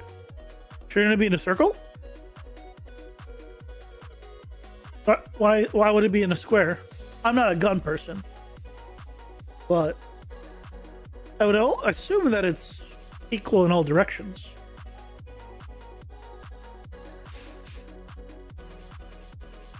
Reloading and ammo management. Nice. Cone is circle, square is optional. But why would it ever be a square? Right? If you just have a little bit of wiggle, right, it'll be wiggle, and it's not like it's diagonally more wiggle equal to. I mean, maybe I don't know enough about guns.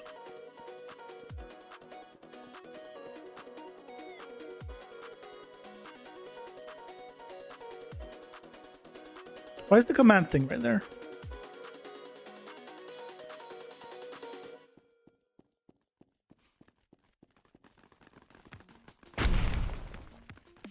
Yeah, immediately full stacks. Okay, I got hit by the champ. Oh, God damn it. I'm looking at the numbers. I'm not looking at how much.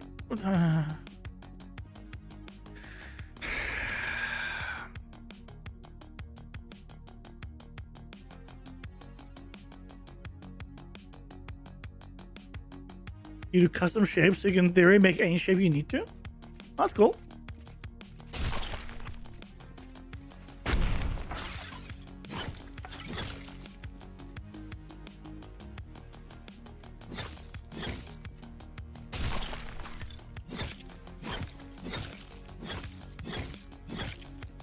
Yeah, I can stack up that way.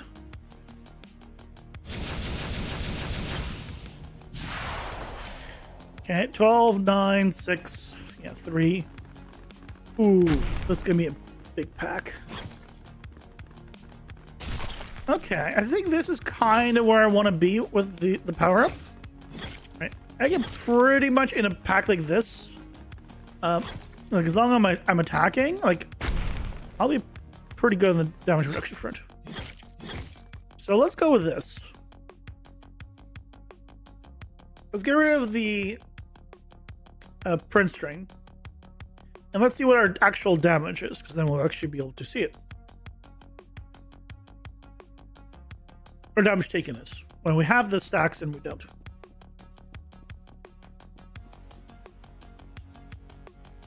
This is not traditional guns, but rather more mechs as futuristic. It doesn't have to adhere to traditional gun pellet spread shapes or shapes in general, but isn't the shape always a circle for spread? Is it? But that's just how physics works, right? If you're making it even remotely realistic, shouldn't it all be circles? Again, I might not know guns well, but I feel like it's always a circle.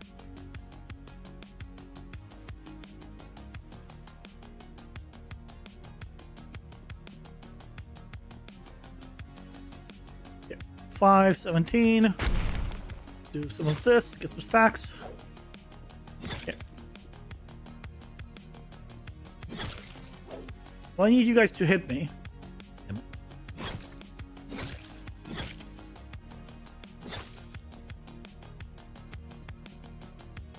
You're terrible test subjects.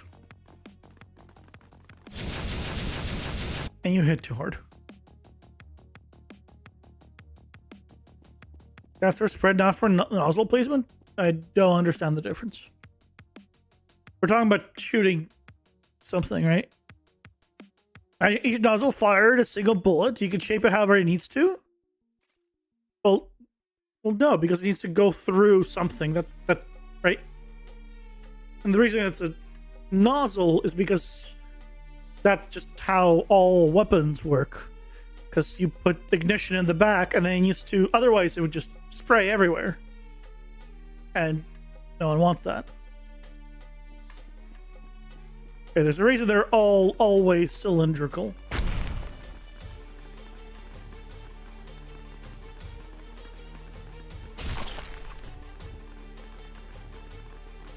Okay, it seems like I do have a damage reduction. Because I did have 1782 as damage to me.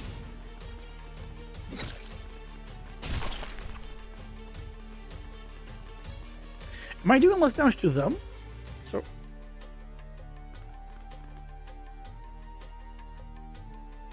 each nozzle fired a single bullet. So you can shoot.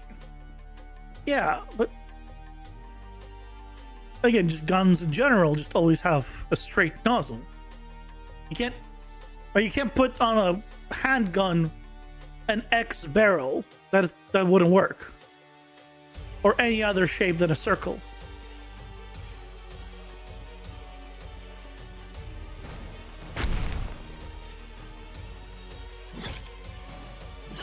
Why am I doing more damage?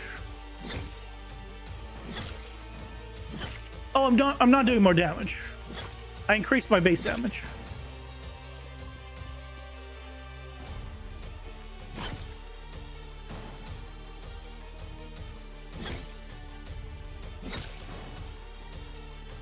Okay, it seems like it's working though. Damage reduction is working. I need to get now the icon. Can I get rid of this? Thank you. There we go. Oh, clearly not. Yeah, that's not a secret, Leo.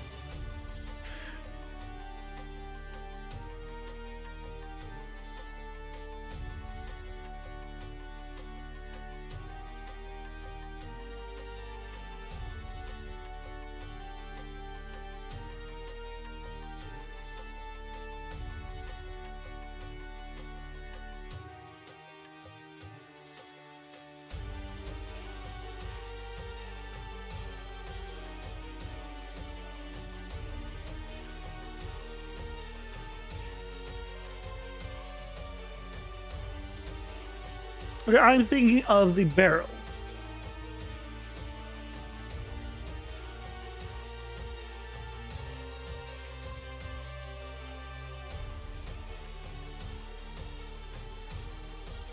Okay, none of these say nozzle. What is nozzle then?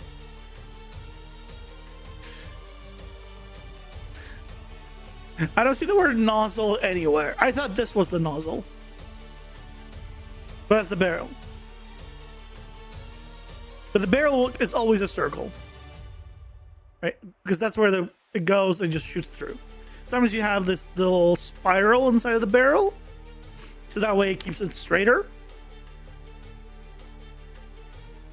But yeah, but then it goes out and then it's always right in a circle here.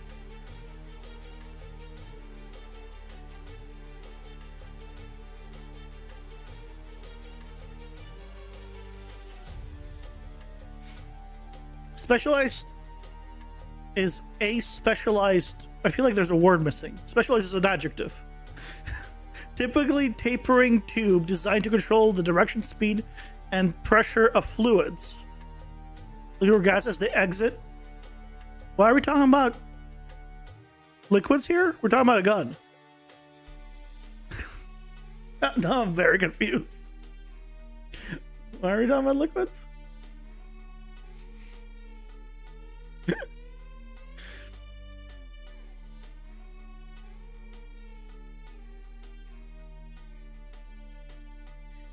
we need to now add the icon. Add cooldown widget.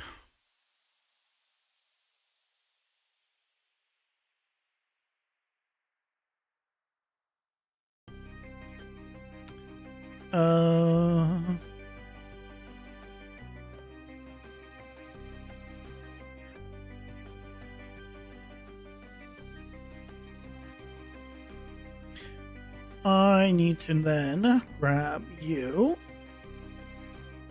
You are this. This is not one-time. Number change.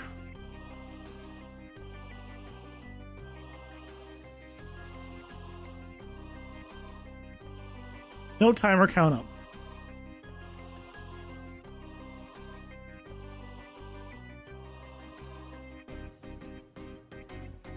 Let's see if this works at all with what I currently have. Did I not rework this?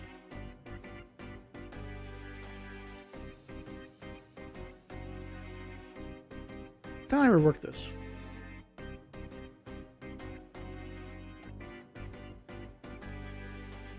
Replace the word nozzle with a barrel. Yeah, so barrel's always, again, then circular. It always goes straight.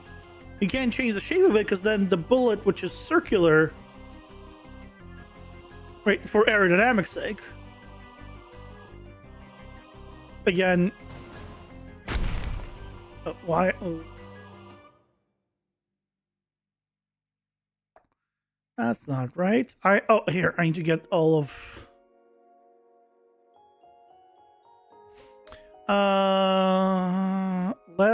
Is there one that I know stacks?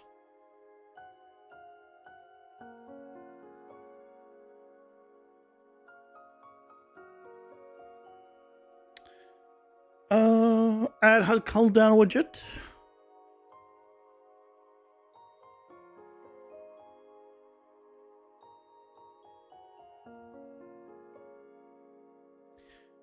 Add suit cooldown widget. I think it's this. So if I promote this to a variable, this is the weapon fortify widget.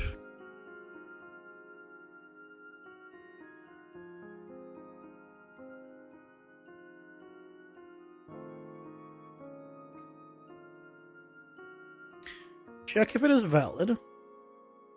If it is valid, then we just set the value. And if it's not valid, then we make it.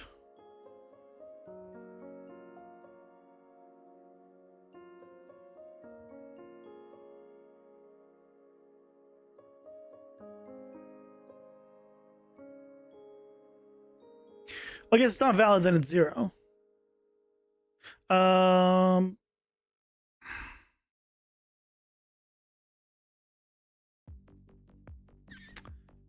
don't think this is going to work the way I want it to. You make any gun output shape that isn't a traditional gun.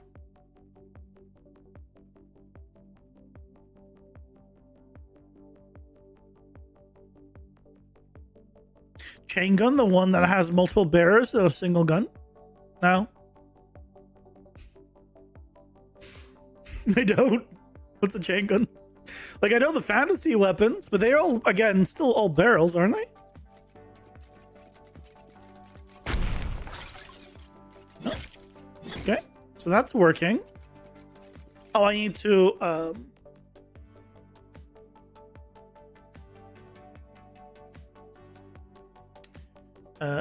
here, whenever it's doing this, I need to obviously update the value.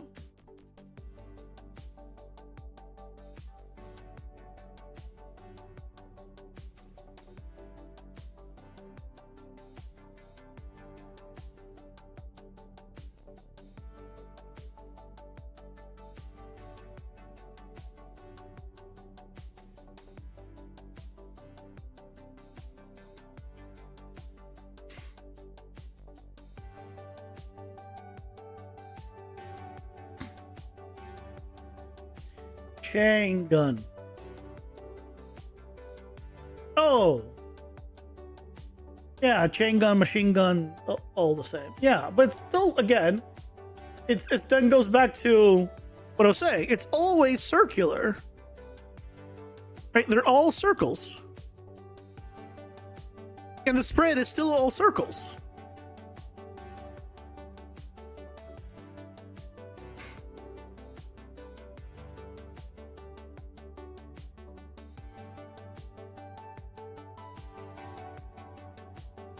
Ignore the circle. Look at the position. Well, the position is of what? Of each barrel? Well, that doesn't matter. You can put them in any way you want. That part doesn't matter. That's not what I've been talking about this whole time. I'm just talking about the barrel, and doesn't matter where, it's always a circle. Whether the barrels is always a circle and the spread of it is always a circle. If that's what you've been saying, then you should have been agreeing with me this entire time, and then there'd be no problems.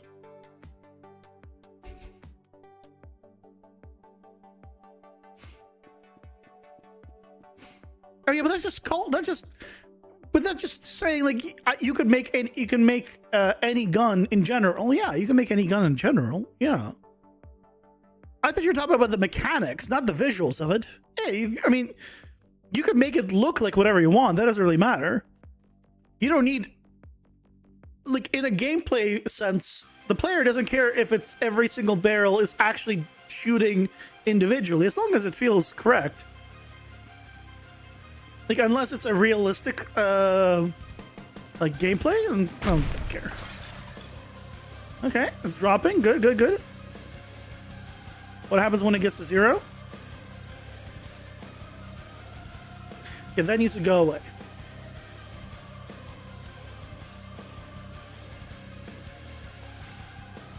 You're gonna play some gotcha now? Enjoy. For sure, not fully realistic. Fair enough. Well, then even more reason where it won't really matter if those are accurate or not. But, like, in terms of, like, each individual firing, so just make it just fire in a circle and call it a day. It doesn't matter what the shape of the gun is. Easy peasy. I think it's one-time timer that I need.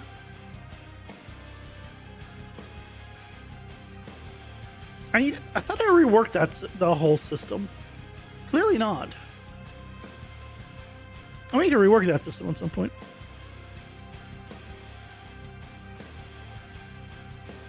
I guess I'll probably do it when I set it up to automatically get the icons.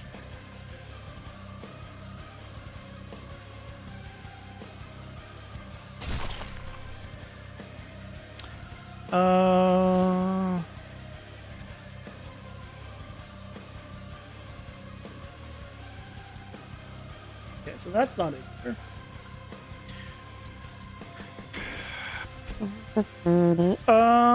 Oh, what I need to do is number change and here. Oh, you know what we can do?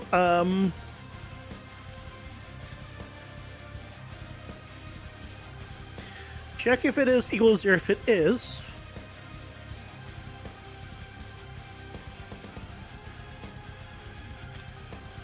yeah, then clear the timer no matter what. And then can we just do a remove from parent? Will that work?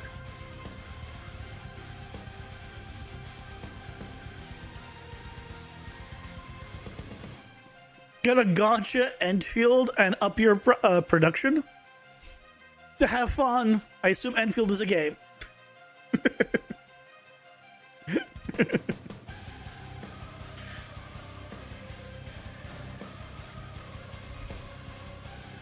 Okay, let's see what happens when we get to 0. Okay, I removed it, and no, hold on a second.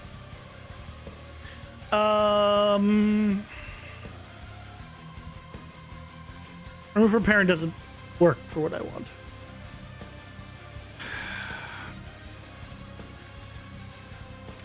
Add HUD cooldown widget.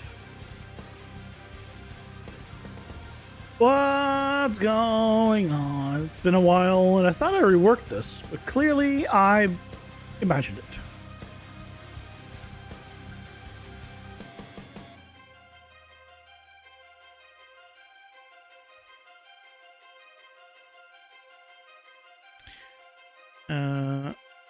You.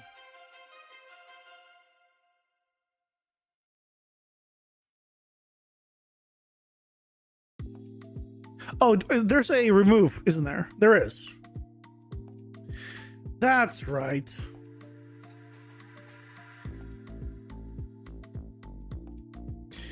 Remove HUD cooldown widget. That is the widget. And then I need the... Okay. Oh, it's not there. Let's just go ahead and grab... Yep.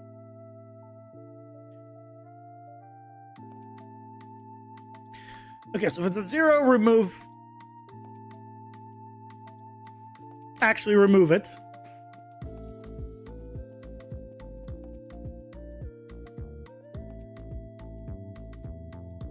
I'll just need to grab like a shield icon or something for now.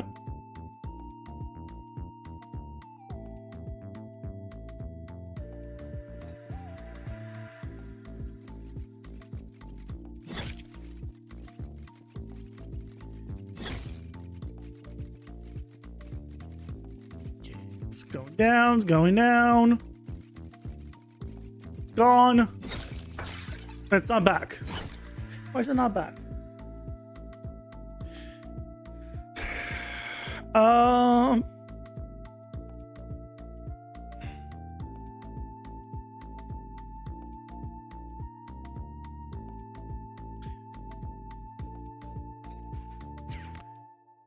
Should I just set it to be nothing? Here, I check if it's valid. Because I don't want it to be valid anymore, but I guess it's still valid. Why is it still valid?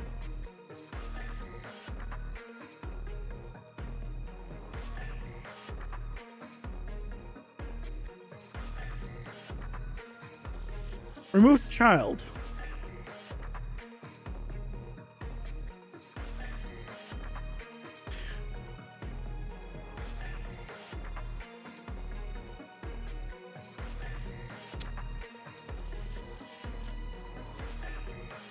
But why, then, is it still saying it's valid here?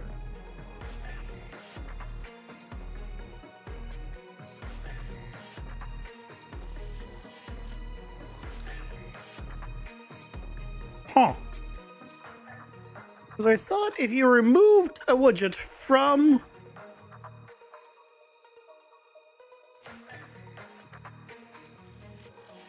You removed a widget like from something. Should it say that's no longer valid?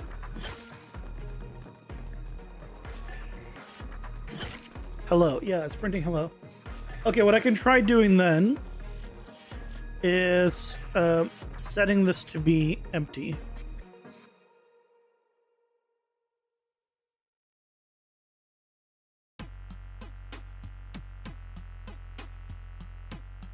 And theoretically, then it should be not valid, and then it should add it again.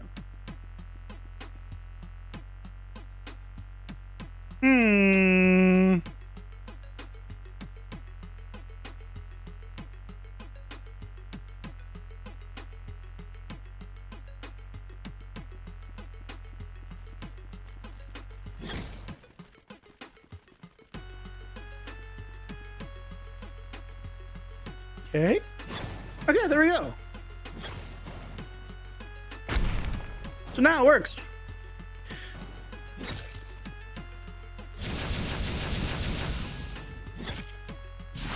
So now the melee weapon, or specifically the greatsword right now. I guess I can add this ability to anything. Now has a defensive fortify stack. So can I have one of these guys? The base weapon. Base enemy. No, not you. Not you. Not you. I need... Is your pathfinding broken? Is pathfinding not working on the bridge? Oh, great. Okay.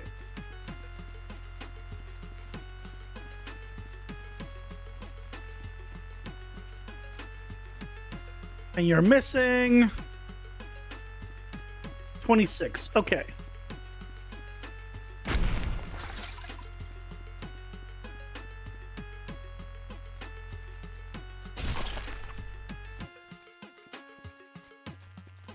No, I think it's working because you're doing 4 point something. Yeah. Damage reduction is working. Okay, cool. How am I at 0? How was I just killed by a large skeleton? I mean, it's all working. All the values are populated correctly. Run duration, killed by... Yeah. And honestly, the 1 and the 2 here don't look absolutely terrible. Obviously, if I go controller, then I'll update the icons. Right. So I think that's fine. Yay. Okay. I think the only thing is I want to just turn off the controller because I don't need it anymore. Save the battery.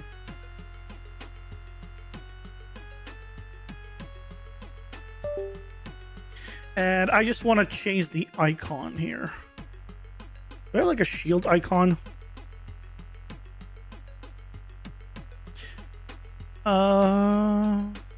Armor shield. I mean, that's not terrible.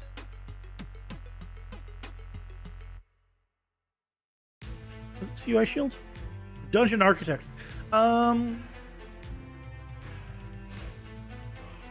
Let's go with this one. It's fine. I need to rework it to actually get all this information automatically from a data table.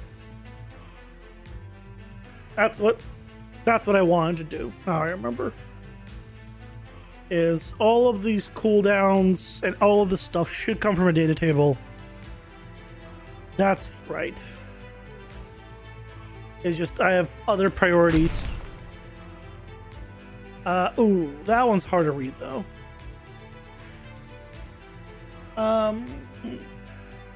Game icons.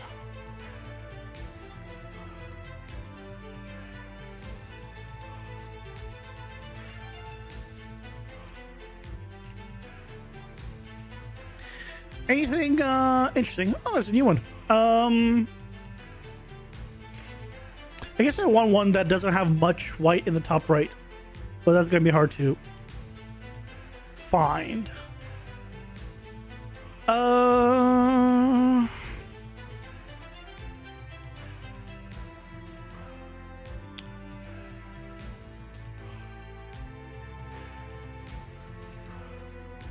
I guess it doesn't matter. It's all temporary right now anyway.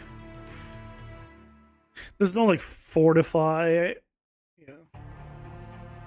I mean, there's like castle stuff. Oh, hi, it's having castle and gets 30 vampire icons. This one's not bad. Valgear. It's very melee foot.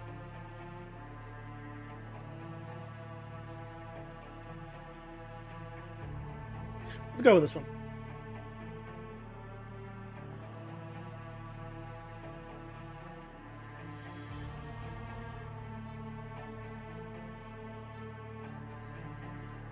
UI, sure, let's put it here.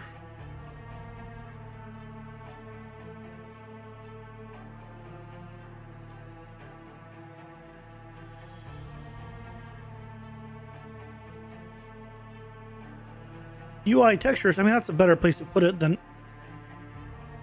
where I was about to.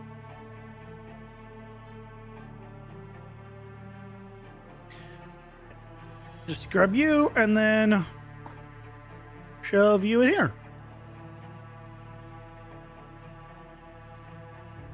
So most likely after I finish the rework on the enemies and the packs and all that. We need to rework the cooldown system. How the icons are displayed, like what it means, because right now, like, it just doesn't make any sense. I need to make it like probably like just a child-parent relationship between all of them. Yeah, like if that works. Like, it's not the best, but okay.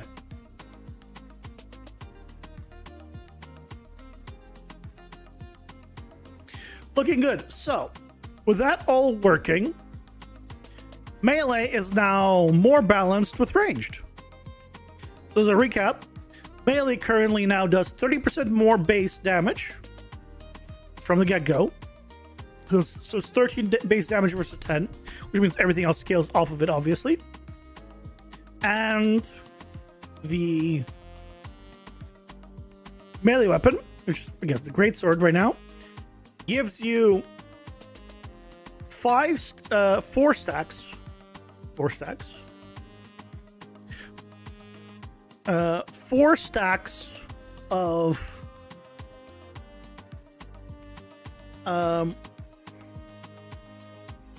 4 stacks of damage reduction, or 4% of damage reduction per enemy hit, up to 25%. So at full stacks, you have 25% damage reduction overall. It should apply to only melee, and it should not apply to spells and dots, actually. Hold on. Because that was not the intention for it to apply to those.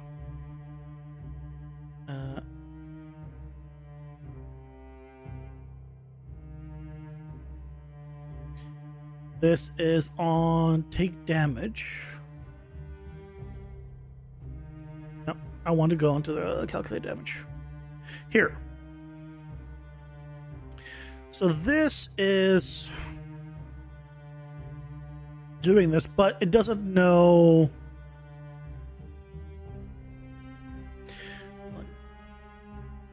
They receive damage info. Break.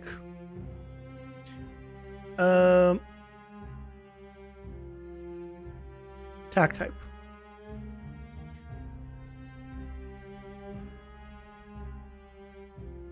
Select. Based on attack type. There we go. So if it is,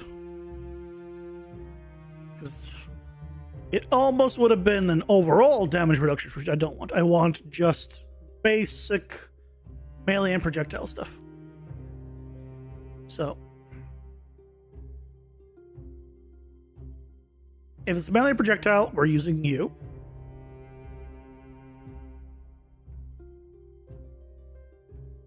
If we're not, then we're using the original.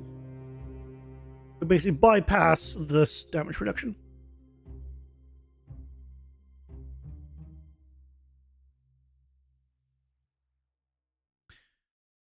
And that should be good.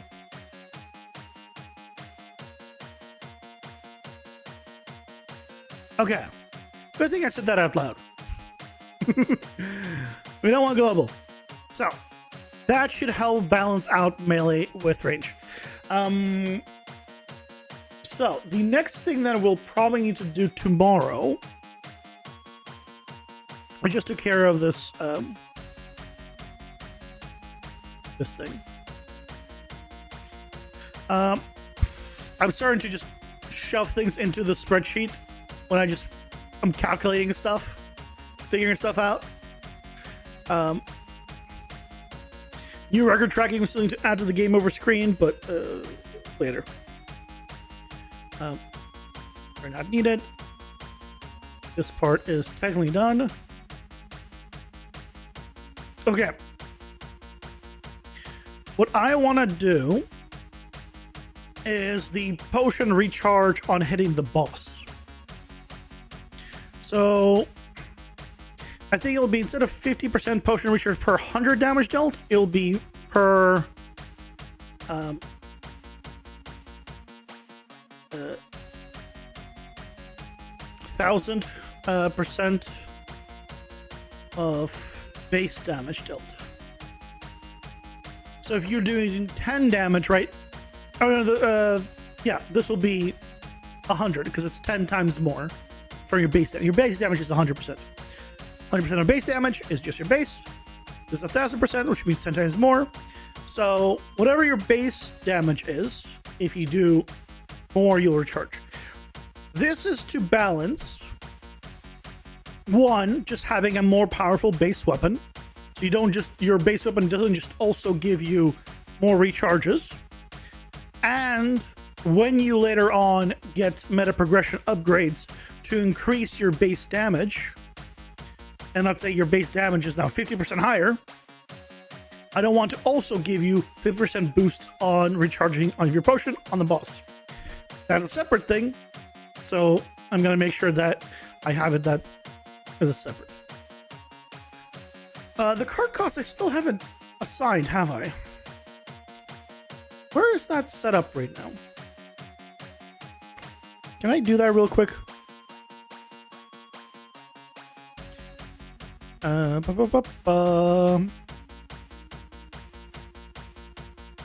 I said welcome in. How's it going? Hope you're doing well. Welcome, welcome.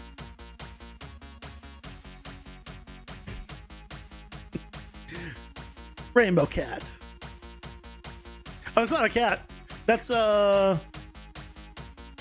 gummy bear.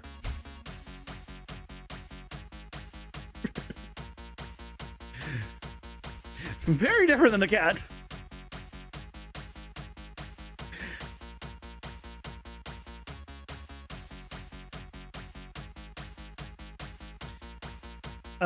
On card selected, on card instruction. Here. Here? Probably shop cards. Or are we putting the price tag on these guys?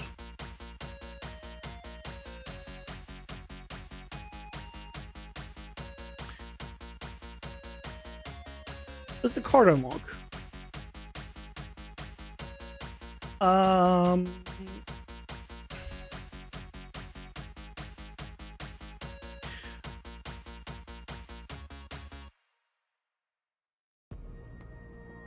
Yes. Yeah. This is right. This is right. Where am I setting?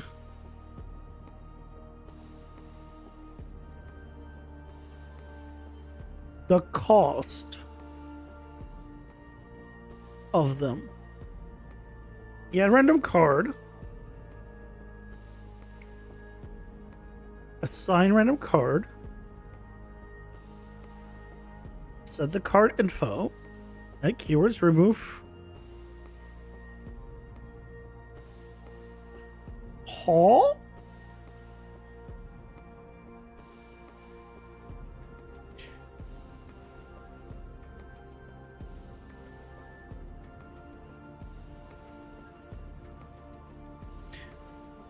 Huh?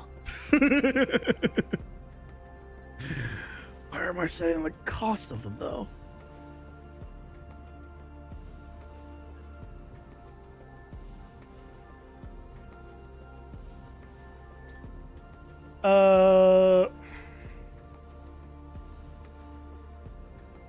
Get shop cost?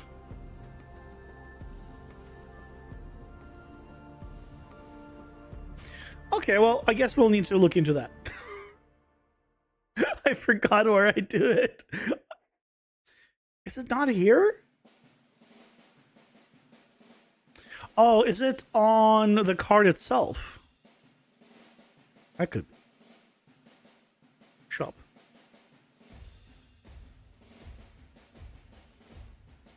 No, why does this have nothing on it? What was the point of this one?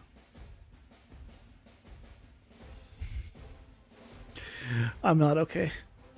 Clearly I'm not okay. Shop price, display visibility.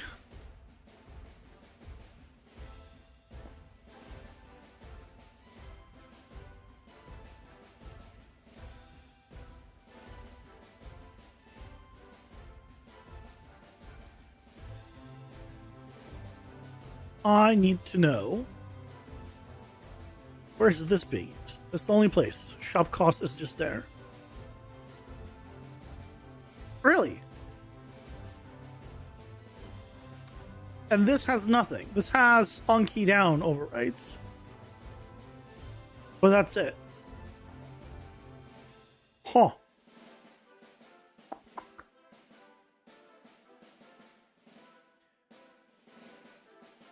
Okay, well, where are we setting this?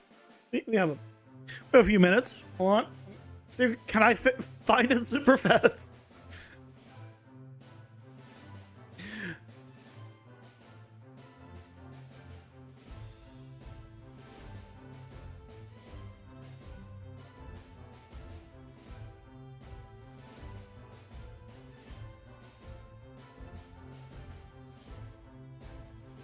So we have this one.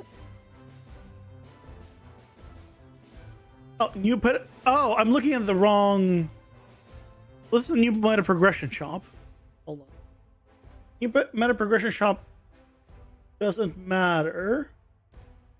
Boss card shop.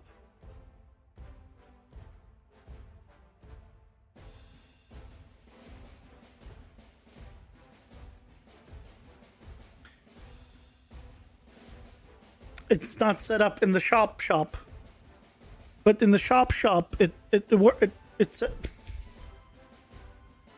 it's literally all the ones I have.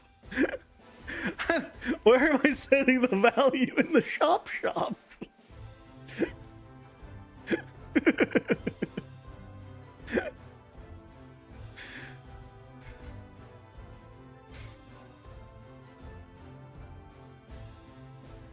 Anyway, if I come here, oh god, not gonna work now, because it doesn't work here. It's pointless to try here. Okay, well, I'll try to figure that out tomorrow, I guess, and then we'll address the boss potion stuff and rebalance that. Again, to balance out melee and stuff, and see how it goes from there. Yay. Probably should adjust the color temperature of this setup. I think when I was originally testing, it was during the daytime, but now that it's like it's in the evening and I have just more warm stuff, I feel like I'm very warm in color. I probably should adjust that. Probably will take me a long time to do so, but I should one day. Anyways, guys, thank you so much for joining me today. Color looks pretty good to you, really? I feel like it's really like warm, like reddish orangish. No? Yeah. If you like it, I guess I won't worry about it. But I hope you all have a my brain's not working. I hope you'll have a wonderful rest of your day, and I will see you all tomorrow, or my brain hopefully will be working a little harder but better tomorrow. Take care, guys. Bye bye.